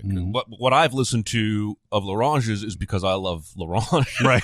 Right? Because basically the story is he reached out on Twitter casually saying, I wish I could do a theme song for their podcast. And I live in Nashville, and we were like, hey, let's do it. Back and forth. We've hung out a few times, had dinner before he moved away to fucking Seattle like a hipster. I hope you're enjoying your 5 times rent. Anyway, but I've enjoyed everything I've heard, right? But this, there's like an angsty kind of energy here that feels like it's bursting forth from almost every song. And I feel like, I think I told him this privately on Twitter, I feel like this combination, they've known each other apparently for years and years, been friends since childhood or something. There's something about this combination that has brought out the best. I've never heard any of Solemn's stuff before this, but it's definitely brought out the best in what I've heard of L'Orange's work. And this guy raps with an urgency that you can't fake. Yeah. You know what I'm saying? It's almost like he doesn't take a breath. He has to get it out. Yeah. That's that urgency that you're talking about. And it's like he's gone like a minute and a half without stopping, without like, giving a yo or something like that. It's just out there, man. It's so great. Yeah. And I think all three of us sort of independently came up with our favorite track on it. Called Mayday. Yeah. Oh my God. It's so great. And did he say something about like people didn't like that track before they released the album or something? Some like that? people did not, because this is something that I've never heard L'Orange do before. Yeah. It's definitely more upbeat. It's more in your face. It's more aggressive, but not in like a Limp Bizkit type of way or anything like that. It's just like, it's great. I think all of us described it as kinetic. It's that kind of thing. It just grabs hold of you and like shakes you for 2.5 minutes or however long it is. Yeah. Yeah, just an enjoyable listening experience. I guess if shorthand, and L'Orange may not like this, but shorthand, Run the Jewels type music is what this is. Run the Jewels, Gorillaz a little bit, that yeah. kind of thing. Yeah, and this is probably Gorilla Jewels. Yes. Yeah, Run the Gorillaz. And this is probably one of my, if not my favorite album that I've heard of his. It's one up. Yeah, it's up there. Yeah, and I've got a lot of his stuff on vinyl. Yeah, so. We all do, and it's available today. As you hear this, it was released July 13th, last Friday. Go pick it up. Go get it on vinyl if you can. The vinyl Download looks amazing. It. Oh, yeah. He takes great pride in having awesome looking vinyls, but man, this one seems like especially groovy. Yeah. So go to LarangeProductions.com, figure out a way to get it, and you won't be disappointed, I promise. Yeah, support our boy. He's got high rent in Seattle. He's my special little boy. Yeah, right. You can do it. You my boy, L'Orange. I like how we're acting like, because like in this world of like producers of music, like He's fairly well respected Oh, yeah. from what I can understand, if not revered by most of the people in this industry. But we're acting like we pulled him up like out of some right. gutter and made a name for him or something. That is absolutely. He's already worked with Cool Keith before we ever even met this dude. So anyway, go get it. Yeah. And we're going to our warns and rants and shit. I think we have some time for that shit. All right, you want to do rants? Let's do it. I feel like I'm taking crazy pills! I'm as mad as hell. You've never seen me very upset. Who wants to rant? Why don't you start a rant? All right, listen. All right, look. Stop. Collaborate and listen. Yes. This is an off-movie, off-topic rant. It can be short and sweet. I don't care about soccer. I don't care about football. I don't care about World Cup. I don't care about everybody's opinion on Harry Kane or whoever the fuck it is, or Ronaldo or Messi or whatever. Get out of my life with this World Cup bullshit. Is it almost over? It's almost over, right? Well, We there's got only the one final more, game. One more game. Final game's coming up. God, help me. Croatia versus France, Barrett. Everybody predicted that. I have watched 1 minute of soccer, and that 1 minute was of Neymar rolling over and over and over and over again, yeah. and faking an injury and all that bullshit. And that's all I need to see of international soccer to increase my disdain for it. Hey, the thing about now, obviously, that is way over the top and everything. But, you talk to soccer loving people like our friend Mike, who played soccer forever and everything like that. And he says the unfortunate thing about soccer is if you get fouled and you don't do that, then you won't get the call. Then fucking just suck it up and just deal with it. LeBron gets fouled every time he fucking drives to the lane. Doesn't get called every time. Yeah, but you want to get at least one out of all those times you do it. I understand And the that's thing. logic. I'm not telling you to like soccer because No. of it. I'm just saying that's the reason why they did it. I saw something on Facebook. It was very false equivalent. Of course, anything that you see is false equivalent. They were talking about they showed this soccer player writhing in agony and everything. It's like barely gets kicked in the shin, writhes on the ground for hours or whatever. And then they showed some guy on a bike in the Tour de France that apparently got smashed in the face. He's like barely alive, still chugging up the mountains and everything. It's like, yeah, but they're not trying to get a foul, like the soccer player is and everything. There's a reason why they do this bullshit. That's the reason why they've allowed it to continue is this because of that? We nonsense. had it on at the family reunion I went to, and there are some times at a family reunion where there's literally nothing better to do than turn and watch a few minutes of a soccer game. Sure.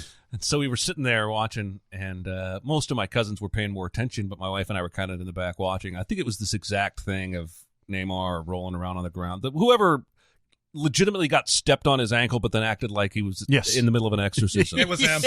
And my wife was like, that looks painful. And I said, he's probably faking it. And she said, what? And I was like, in soccer, like in a lot of sports, sometimes players will fake being in agonizing pain after contact in an attempt to get the other team a foul called on them. And then it just so happened in whatever moment we were watching, they got some kind of free kick or penalty shot after this moment. And I was like, to get that right there so they have a chance to score. She was like, why don't they have a rule against that? And I said, because it's not a real sport like hockey. No shit, man, where you get fucking penalty minutes if you embellish. Yeah.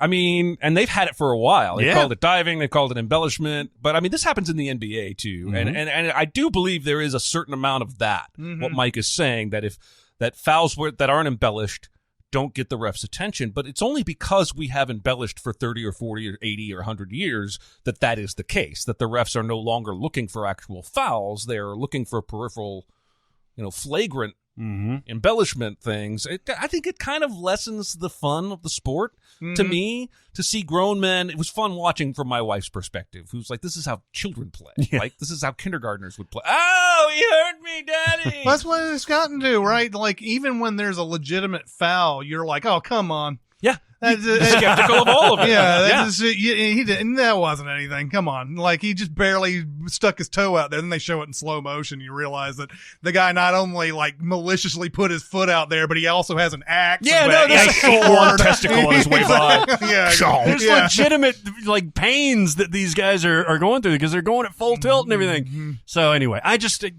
it's not me. I'm sorry to all the non-American or American soccer fans that are really annoyed at me right now, but I can't take it. No, it's okay. I mean, I think I think America does not have, as a culture, quite enough patience to be soccer fans.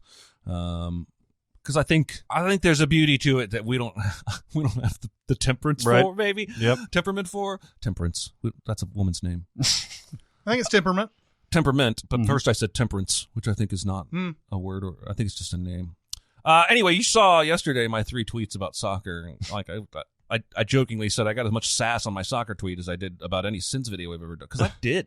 Because I was legitimately, the World Cup. Okay, I flip over and it's Croatia, England, and I'm watching, and I can see the scoreboard. England is up 1-0. One team is in black, one team is in white.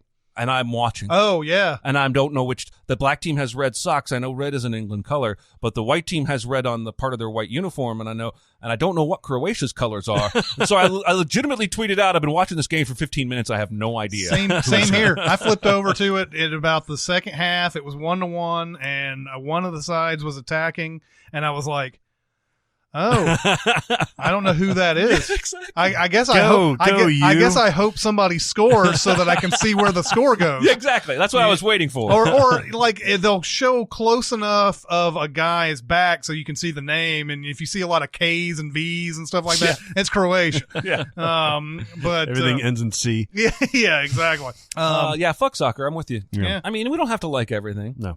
I got a lot of heat for calling it soccer instead of football. Apparently. Guess what? Look, I could go on a whole rant about that, by the way. Yeah. By the way, we can't call it football here, guys. No. We can't just say football. We also didn't invent that term. Yeah.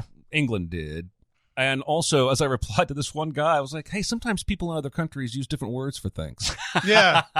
It's crazy, right? We can't just in America, we cannot casually just say football. No. Because somebody's got to ask you. Most of the time, they're going to just say, oh, you're talking about the NFL. Yeah. Or college football or whatever. Or Canadian football. Yeah. Well before they get to soccer. Agreed. Well, our professional league is called Major League Soccer. Yeah. Fuck off, people who don't want to let me call it soccer. It's like there's purist, and then there's like, come on. There's some things that get fucked up in this world that we don't have any control over, and that's one of them. Yep. No, I agree. We gotta call it football. You also don't have any control over ever seeing a Snyder cut. That's true. It's very true. No matter how much control you think you have. I don't have a movie rant either. Mm-hmm. I think after you've been gone for a while, certain other things start pissing you off because I didn't go see movies while I was out in Vegas or anything. One thing becomes very clear though when you go on vacation. When you are walking down any kind of hallway with lots of people, inevitably at least 10 of those people are going to piss you off. Start with the airport. You're walking down with your bags and everything. What happens every fucking time? Someone stops in the middle and looks at their phone or whatever and just stops. Instead of just taking a little right and going off into a little alcove someplace to look at your phone, they stop in the middle where everybody's walking. Then you have... you can't control kids, but kids are always jumping in front of you and stuff. They do this shit all the time that drives me insane where the kid will run in front of you and stop, and then you'll try to pass them, and then they'll keep running right after that. And then you're like, can I just get around this? No, they keep going in front of you. There's people who walk in this sort of weird diagonal way where if you can't get past them because they keep edging you off every time. Yep. And then the same thing happened when I was actually in Vegas and in the Rio.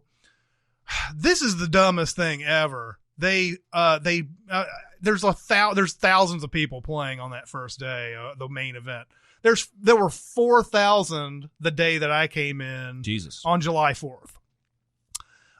So everybody's got the same levels that end at the same time, so that all the breaks happen at the same time. Mm-hmm. So that means once the breaks happen, like, I don't know why. If you have 3 different flights on 3 different days, why can't you stagger the amount of people? Like, why can't you have an hour of difference between? It's probably like trying to go to the bathroom at halftime. Watch a bathroom line. There's people who have no hope of getting into that bathroom, and they're standing in the line.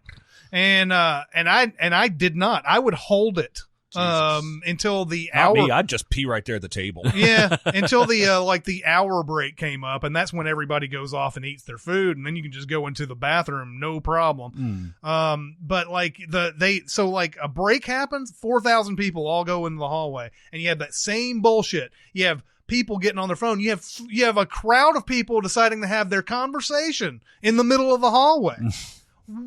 Can you not take your conversation somewhere else? Outside, maybe? I know it's 105 degrees outside, but you're just fucking obstacles in the middle of the hallway, and everybody's got to go their ways around you.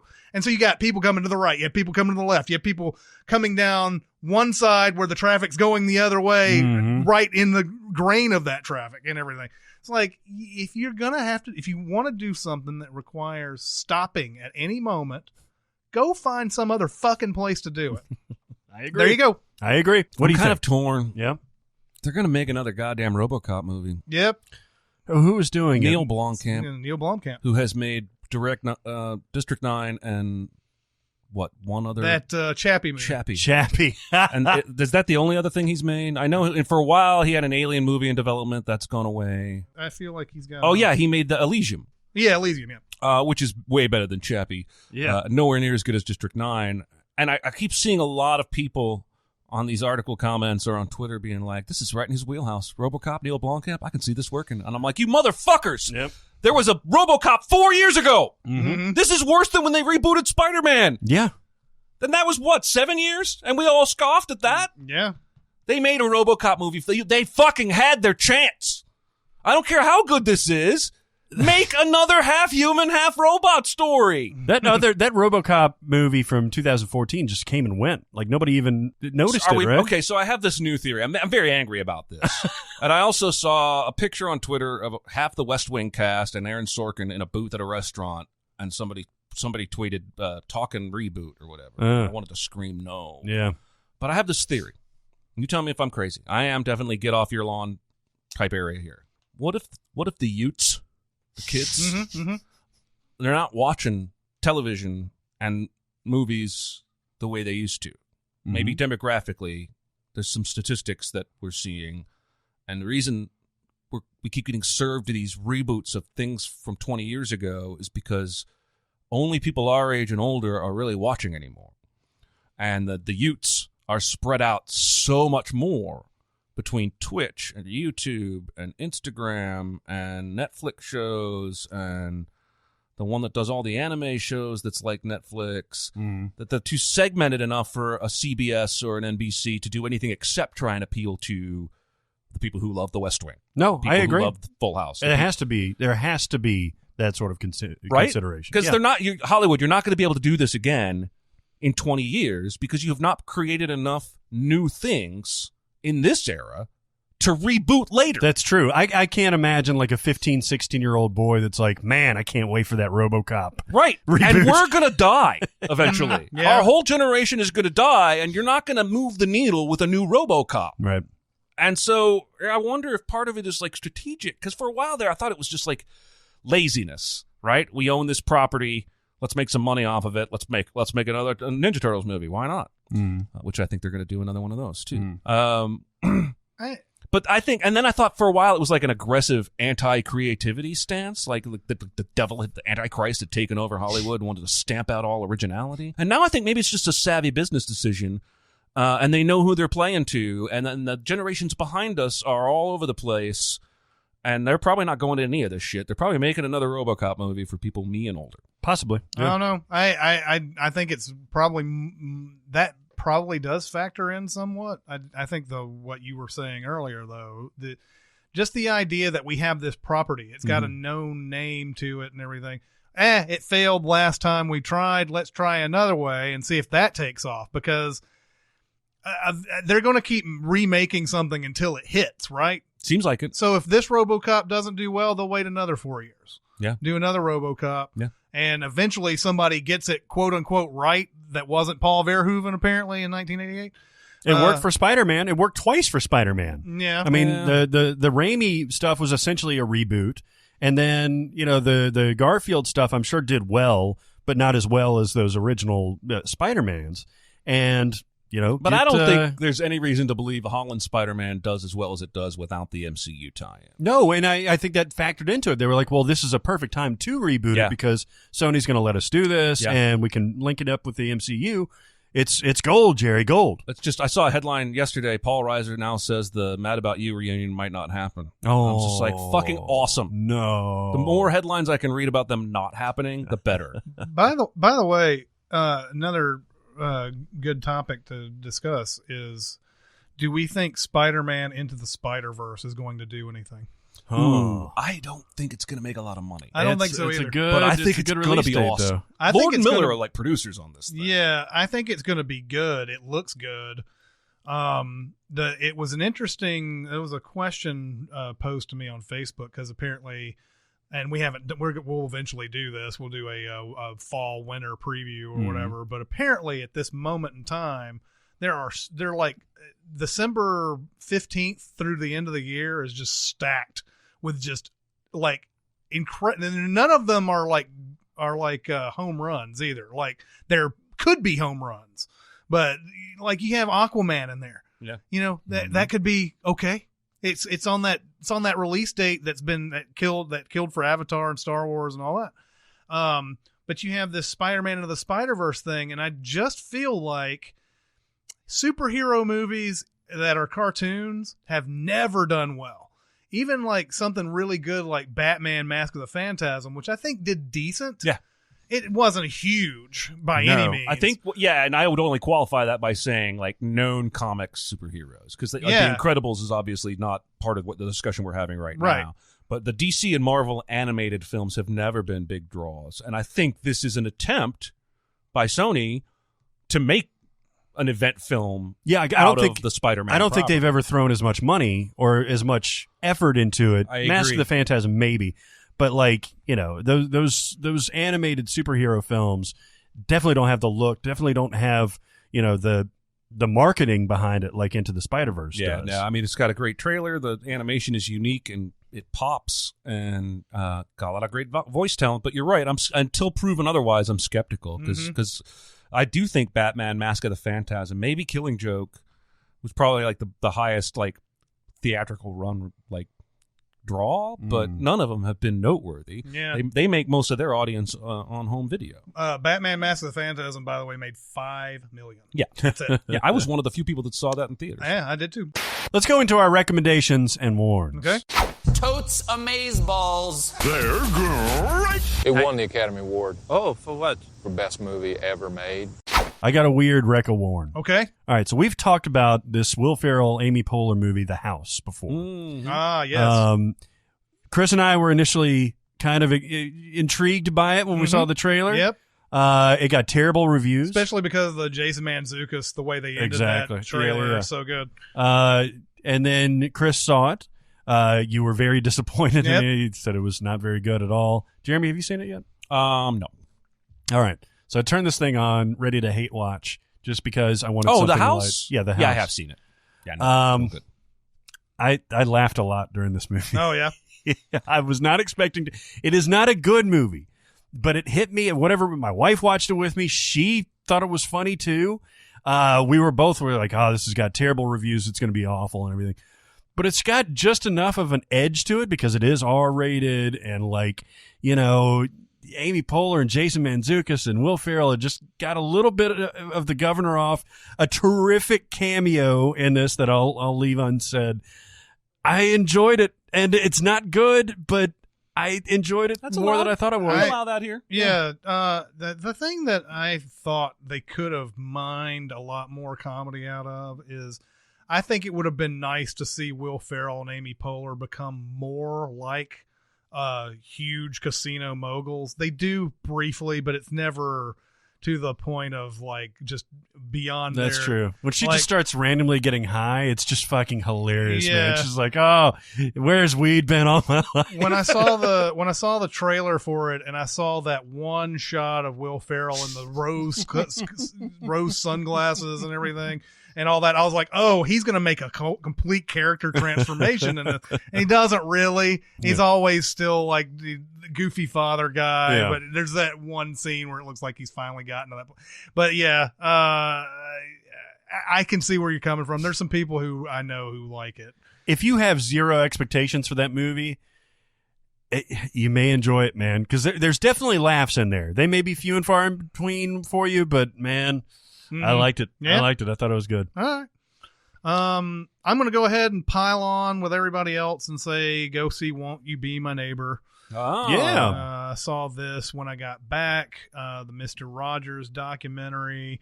It is an interesting, like one of the women who worked on the show said, like we used to say that you would take all the things that work on television, and our show was completely opposite of that or whatever. Like it was just like a no money whatsoever. The budget was very low and everything. There's something just maybe just missing from today's world. Like when you watch Won't You Be My Neighbor and you remember what you were like when you were a kid watching Mr. Rogers' Neighborhood and all that, there is something missing there. There's a sense of maybe learning how to be kind to each other. And when you watch it, I'm now 41 and bitter and hardened and all that. So like when I watch anything Mr. Rogers, I'm like, man, this is just not how life is. People are disgusting and horrible and all that. Maybe it wasn't always like that. Did you used to watch the show when you were a kid? I did, but as a kid watching TV shows, I liked watching the intros more than I liked watching the shows a lot of times. That's why I would stay up just late enough to watch the beginning of Fantasy Island. Oh, yeah. Because I had to see the plane and all that. I would watch the Love Boat intro and all that type of stuff. Those are what I remember most about those type of shows. Mr. Rogers, I did watch. I didn't watch it as much as I watched Sesame Street. Mm-hmm. Me neither. But there's something from a different era in there, and that's maybe what's scariest of all on this documentary. And I don't think they're trying to scare you in any way, but when you watch it, you're like, man, I can't even imagine people being drawn to this anymore. But it was for small children. That's where you get them in the beginning and say, hey, you know what? This is how I should act towards others. I shouldn't judge people by anything. And it shows early on how like Mr. Rogers would show, be kind to your black neighbor or your whatever. And it's like there's like scenes where he's like, I'm just bathing my feet in the pool, and his friend would come along, his black friend, his policeman or whatever, and he's like, hey, I noticed you're bathing your feet in the pool, and he's like, would you like to come join me? That type of thing. That we don't really see that anymore. We don't see that like that early 2, 3-year-old, 4-year-old type of like getting to them. Then that maybe we should consider other people and be kind and all other type of stuff. That's what really is sort of, I guess, important about this documentary when you watch it. Because you sort of realize we've changed a lot. Mm-hmm. This is one of the most buzzed about documentaries in a long time. Yeah, and I would hesitate to say that oh my God, this documentary is just mind blowing, because it tells you very straightforward. There's some surprising things about it. I didn't realize certain things that happened or whatever, but and it's not that type of documentary. It's not like some of those. It's not like Paradise Lost where you're learning about the West Memphis 3. Mr. Rogers was actually a CIA agent, right. Which is one thing that they discuss in there. That myth that he's a Navy SEAL and he killed guys and all that. But it is sort of I don't know. You'll be introspective when you watch it. I'm curious because it is getting a lot of buzz, and I think that's probably going to tick up its box office and probably awards consideration. They're still going full steam ahead with this Tom Hanks, Mr. Rogers biopic. Yeah, and I was watching this documentary going, I forgot about that. I was watching this documentary going, they're probably going to make a movie about this.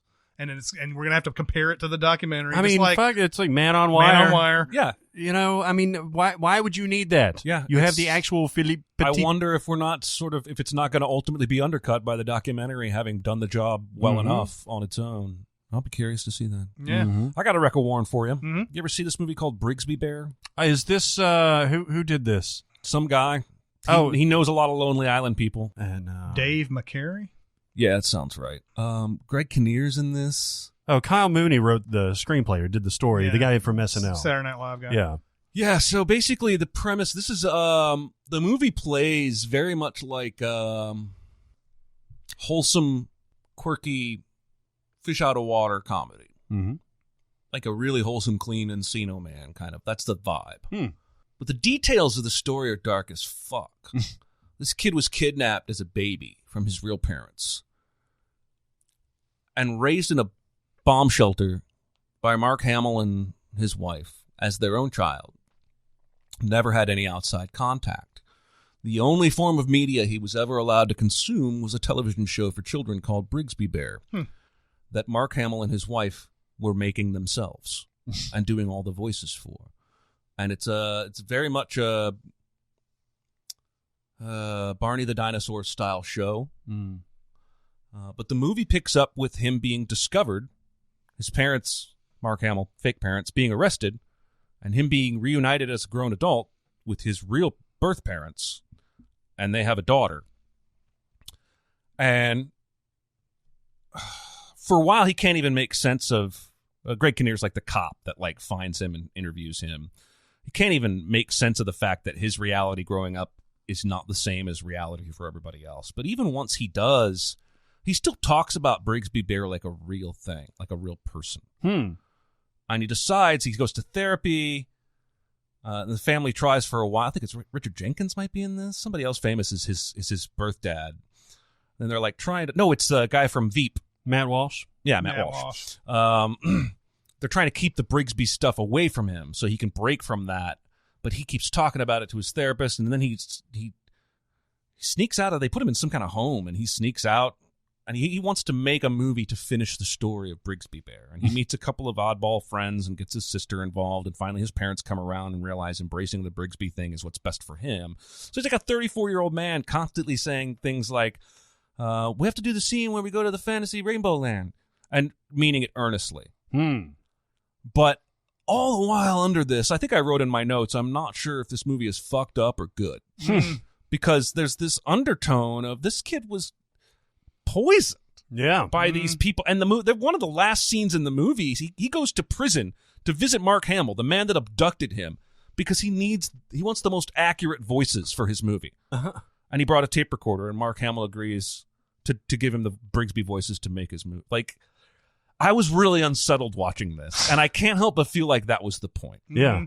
And as I try and figure out what the point might be, for me, and I don't think the movie is speaking for Jeremy, but for me, I go back to, well, what things in my childhood was I told that as I grew up, I had to decide, are those just what my parents told me, or are those real things? And religion is a big, huge part of that.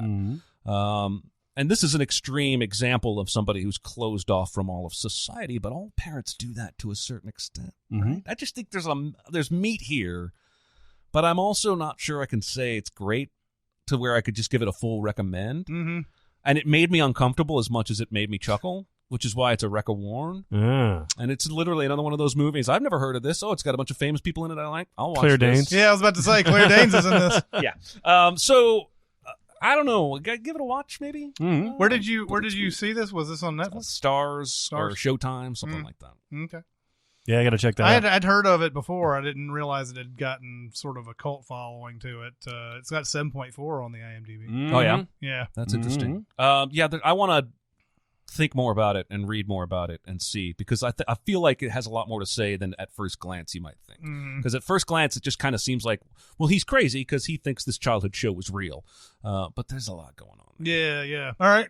I'll go ahead and warn, even though this is not timely, I had watched it and then we didn't have a chance to do any kind of like mini pod or anything for it.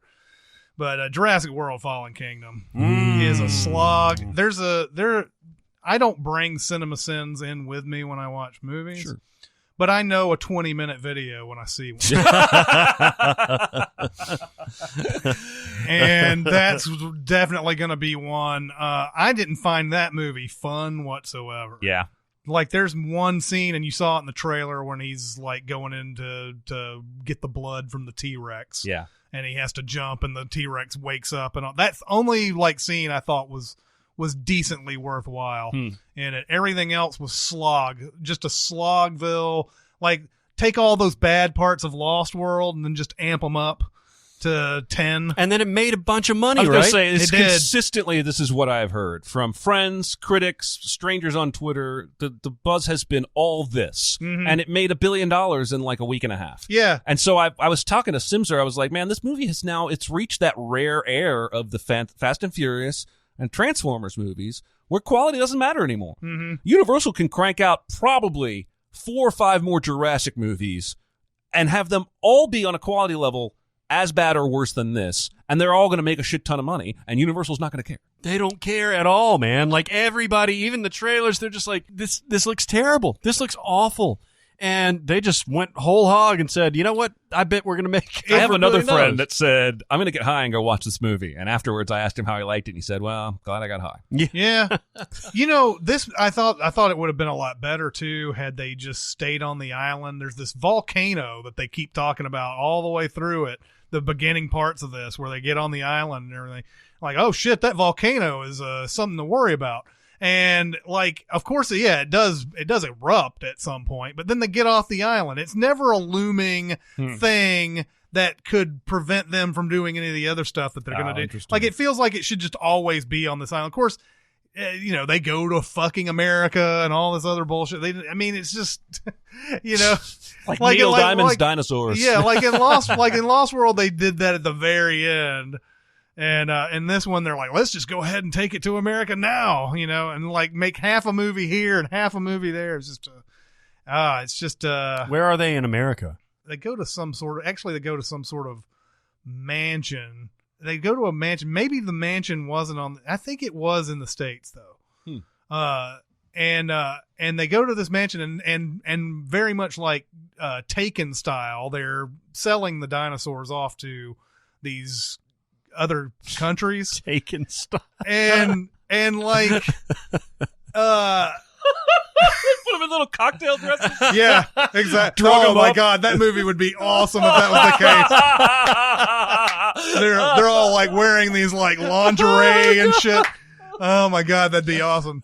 But like, I never understood this. They're selling them because, oh, what a weapon we'll have as terrorists or as some whatever with these T-Rexes and shit like that. And it's like, I mean, maybe. Once it gets shot, it's no longer a T-Rex. It's not invincible, you know. I don't understand. Why are people paying millions of dollars for this? Yeah. You know, that's the whole plot of this movie. Oh, Jesus. So sounds yeah, awful. Doesn't sound good.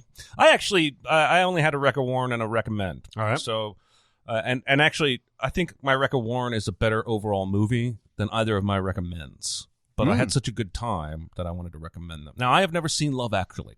I think I've gone on record as saying I hope I never do see it, and I'm going to try my best to never Which see it. is so weird. It's very weird. It's a good movie. Because, okay, so the first movie I want to talk about is a movie called About Time. I mentioned it briefly because my brother had brought it up to me when he was visiting, and I had confused it with The Time Traveler's Wife because Rachel McAdams is in both, and of course there's ultimately like there's 4 or 5 movies where she's dating or married to somebody traveling through time, which is fascinating. Has to be on purpose.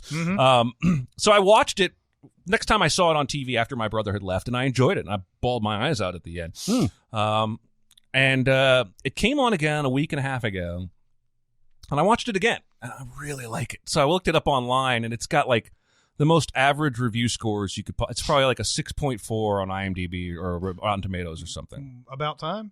Yeah. About Time has a 7.8. Oh, that's good. Believe it or not. Okay. I didn't think it was. I didn't realize it was that good. Okay, well, good. Well, it's Donald Gleason is the main character here, and Bill Nye is his dad. And his dad tells him, the men in our generation can travel through time.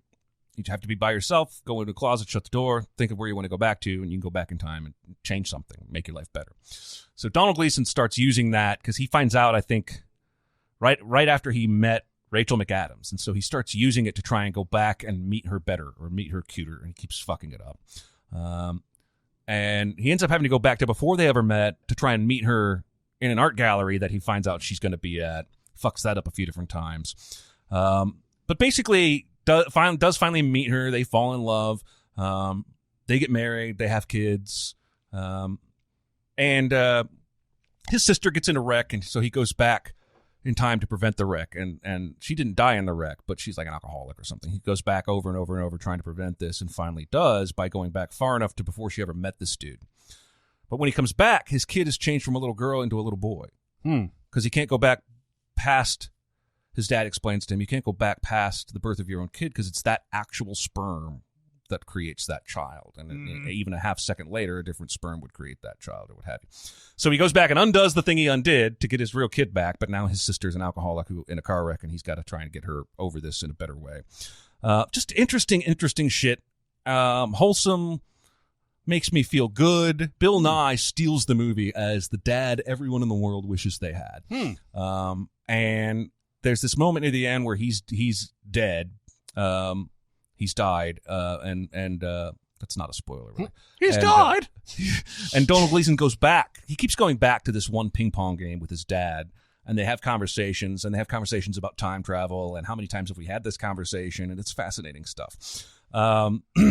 Anyway, moves me to tears because basically there comes a point where he and Rachel McAdams decide to have one more kid. But the dad had died prior to that kid's birth.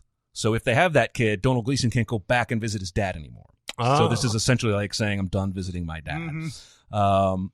It's just a really cool, interesting premise that ends up feeling like a lot of the Love Actually movies I have seen, like About a Boy and some of these others. And I watched this movie going, oh, God, I might like Love Actually, because I Googled the director, and it's the guy who made Love Actually. Lo and behold, the next day, I'm flipping channels, and there's a movie called Pirate Radio on. Yeah. Never heard of it. Directed by the same guy. And Bill Nye's in it, and Philip Seymour Hoffman's in it. Yeah, that's right. It's set in like the 60s, I think, where it was based on a true story, literally on this boat out in the middle of the English Channel or whatever, broadcasting a pirate radio stream that the government wanted to shut down. All the rock and roll, all the F-bombs, all the stuff you couldn't do on state-mandated radio. Nowhere near as good to me as About Time, but still totally fun watch with great actors chewing up, extreme eccentric characters. There's even, what's the guy from Fargo, Buscemi's partner? Oh, it's Peter not Stormare? It's not that guy. It's actually Rice Ifans, who I always confuse with Stormare, even though they don't look alike at all. Anyway, so as a twofer, I basically have watched half this guy's filmography now. He's only directed like 5 or 6 movies total. And I really, really enjoyed them. And I'm afraid that I might like Love Actually if I ever watched it. Hey, you gotta watch it, man. But mostly impressed by Donald Gleason in About Time and Bill Nye in both movies. Because I think Bill Nye was one of these guys that sadly was largely introduced to me through the Pirates of the Caribbean sequel. Yeah. And that's where I was like, oh, because, you'll read an article like, oh, this guy's super respected in British theater or films or what have you. But he wasn't really on my radar. But now, of course, every time I see him, I know who he is. And anyway, so those two together, I recommend. I don't think they're great. I think About Time is probably a B+, and I think Pirate Radio is a B- maybe. But I had such a good time with both of them. It kind of makes me wish this guy had made more movies, especially more movies that weren't Love Actually that I've already pledged not to watch. Yeah, there's a part in Love Actually where Bill Nye, he's a rock star or something like that. Oh yeah, and they're like, oh, who was the best you ever had? And he's like, Britney Spears. and they're like, really? He's like, no, she was rubbish. That's fucking great, man. I'm telling you, that's a good movie. I'll watch it eventually. I'm sure. Eventually. I've got to recommend not a movie, but Glow Season 2. Need to get on that. It is. It's on Netflix now. Did you watch Season 1? I saw Season 1. Damn. This show is so good.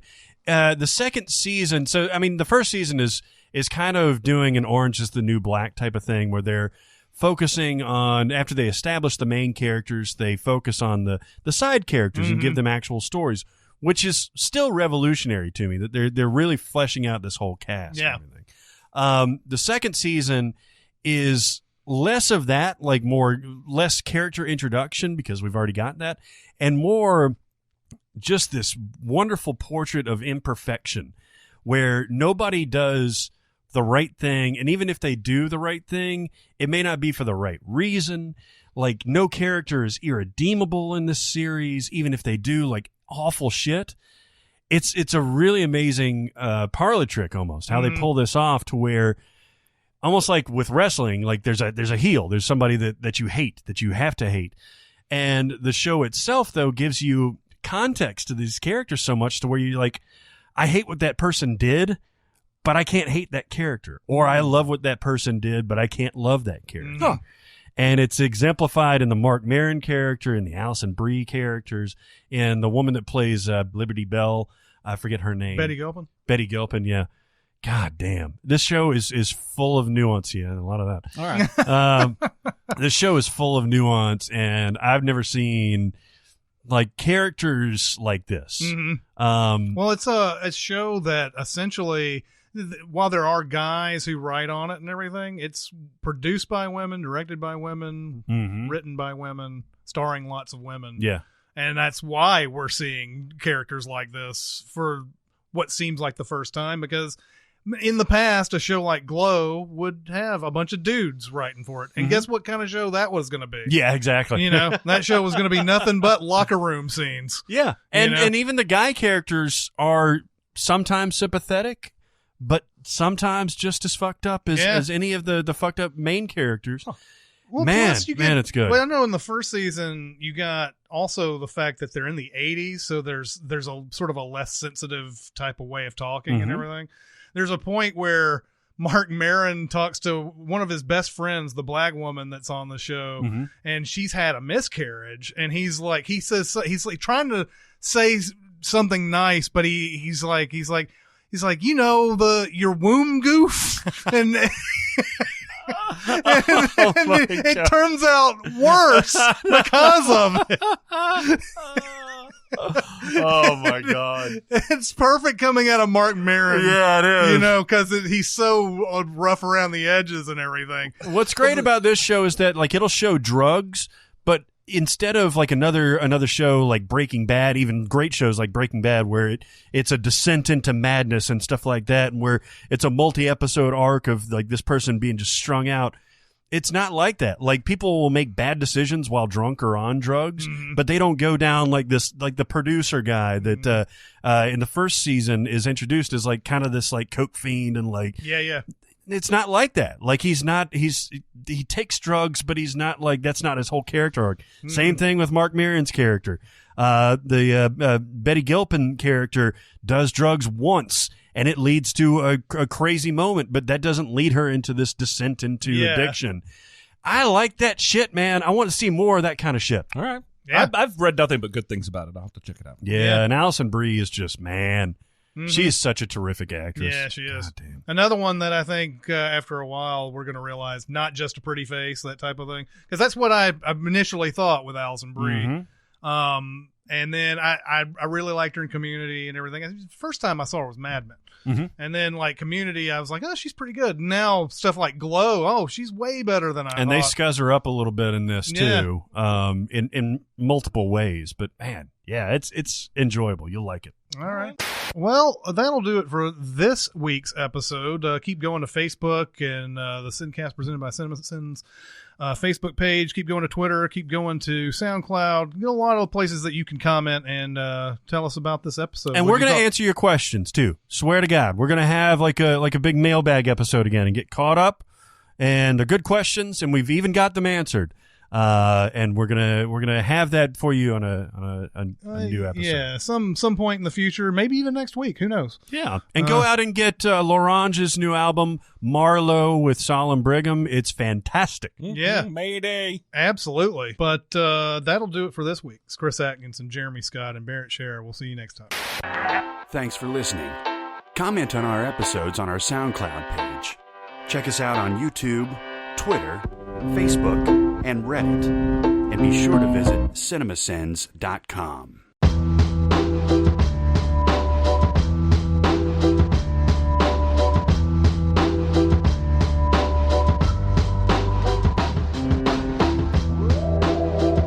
Dude, this movie is getting like decent reviews. What is Ant-Man and the Wasp? I think people are just, it's so funny how willingly so many people will just go along with the narrative of, we needed something light after the heaviness of Infinity War. Right. They really programmed this perfectly. I'm like, fuck you. 7.6 on IMDb, 86 on Rotten Tomatoes. That's actually kind of low, though, considering it just came out.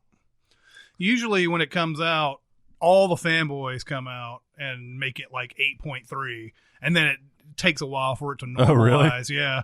Because, you look at Infinity War, I think it was at like that 9 was big. Yeah, or something yeah. like that. Well, the Maltons loved it too. So like all the stuff going into this, I was like, maybe it'll be fun. Kid wants to see it. The wife wants to see it. And go. That's the way it always is. They did that with Thor: The Dark World. Yeah, I guess so. I guess so. Like, oh, this is so much better than that first Thor. No, it was just it was light, but it was so light that it was like immediately gone as soon as I left the theater. Yeah, I'm just over the willy-nilly embiggening and smallening of anything we want for the sake of the action sequence somebody storyboarded. It does get to the point where they should be able to just basically win everything now, right? If you can do anything like that, all the powers combined, they hit how in the world? I am Captain Planet. Yeah. Why didn't he just make? Why is he going to show up and make Thanos the size of a weeble and then just step on him? Yeah. Probably. He could get inside of Thanos and then just turn bigger. He could Neo him from the inside out. Right. And they just turn him into a bunch of purple goo. Although inside Thanos would be an excellent porn parody. Inside you. That's right. I want to be inside Thanos. Mm-hmm. I want to give him a back rub from That's the inside. Right. I do want to see. I can't wait to see. Sorry to bother you though. Oh yeah, me too. That's coming out the Belcourt. Although there's a very interesting verbiage surrounding the praise of this film. I think it's going to be awesome. Mm-hmm. But everything I'm reading is you get the impression they're saying, they don't say it, but you get the impression they're saying it's not perfect. But it takes so many chances and has so many balls, you're going to love it. And I've even seen people saying it in such a way as this is can't wait to see what this guy does from here. I almost get the sense that maybe he could have been reined in a little bit. Yeah. But that there's brilliance here. Either way, I'm going to see it. Yeah, I mean, you get awesome. the same feeling as Michel Gondry in Eternal Sunshine, right? Because that's not a perfect movie necessarily, but he goes in so many weird ways. He does.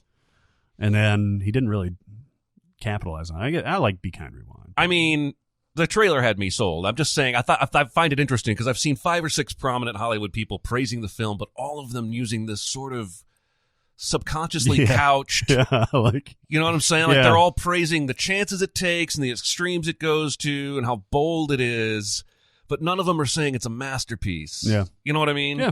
And maybe they shouldn't have to because very few films are. Now I look like an asshole. No. I mean, I've seen the same now things. I'm the motherfucking asshole. I had an idea for a horror movie because I bought these trail cams to go put out on my land, see what kind of critters I got out there, animals and whatnot. I thought, what if in a fictional version of my reality, I put up the trail cams, we're daydreaming about this home, it's one of many things we're doing to prepare for building a house out there, and then my spouse dies. And I grieve and mourn and yada yada, and then one day, months and months later, I remember the trail cams. And I go back and I'm pull off the cards and I'm looking through the data, and my fucking wife is walking through those. Yes. Yes. Yeah? Nice. Something there, right? Yeah. Okay, if anyone steals that, I'm suing your ass. Yes. Indeed. Should start writing horror movies. The movie would, as in keeping with the trend of current horror films, it would just be called Trail Cam. Salman Rushdie. It's Sal Bass. Yes. So he just put one fish instead of the other. It's not salmon, it's salmon.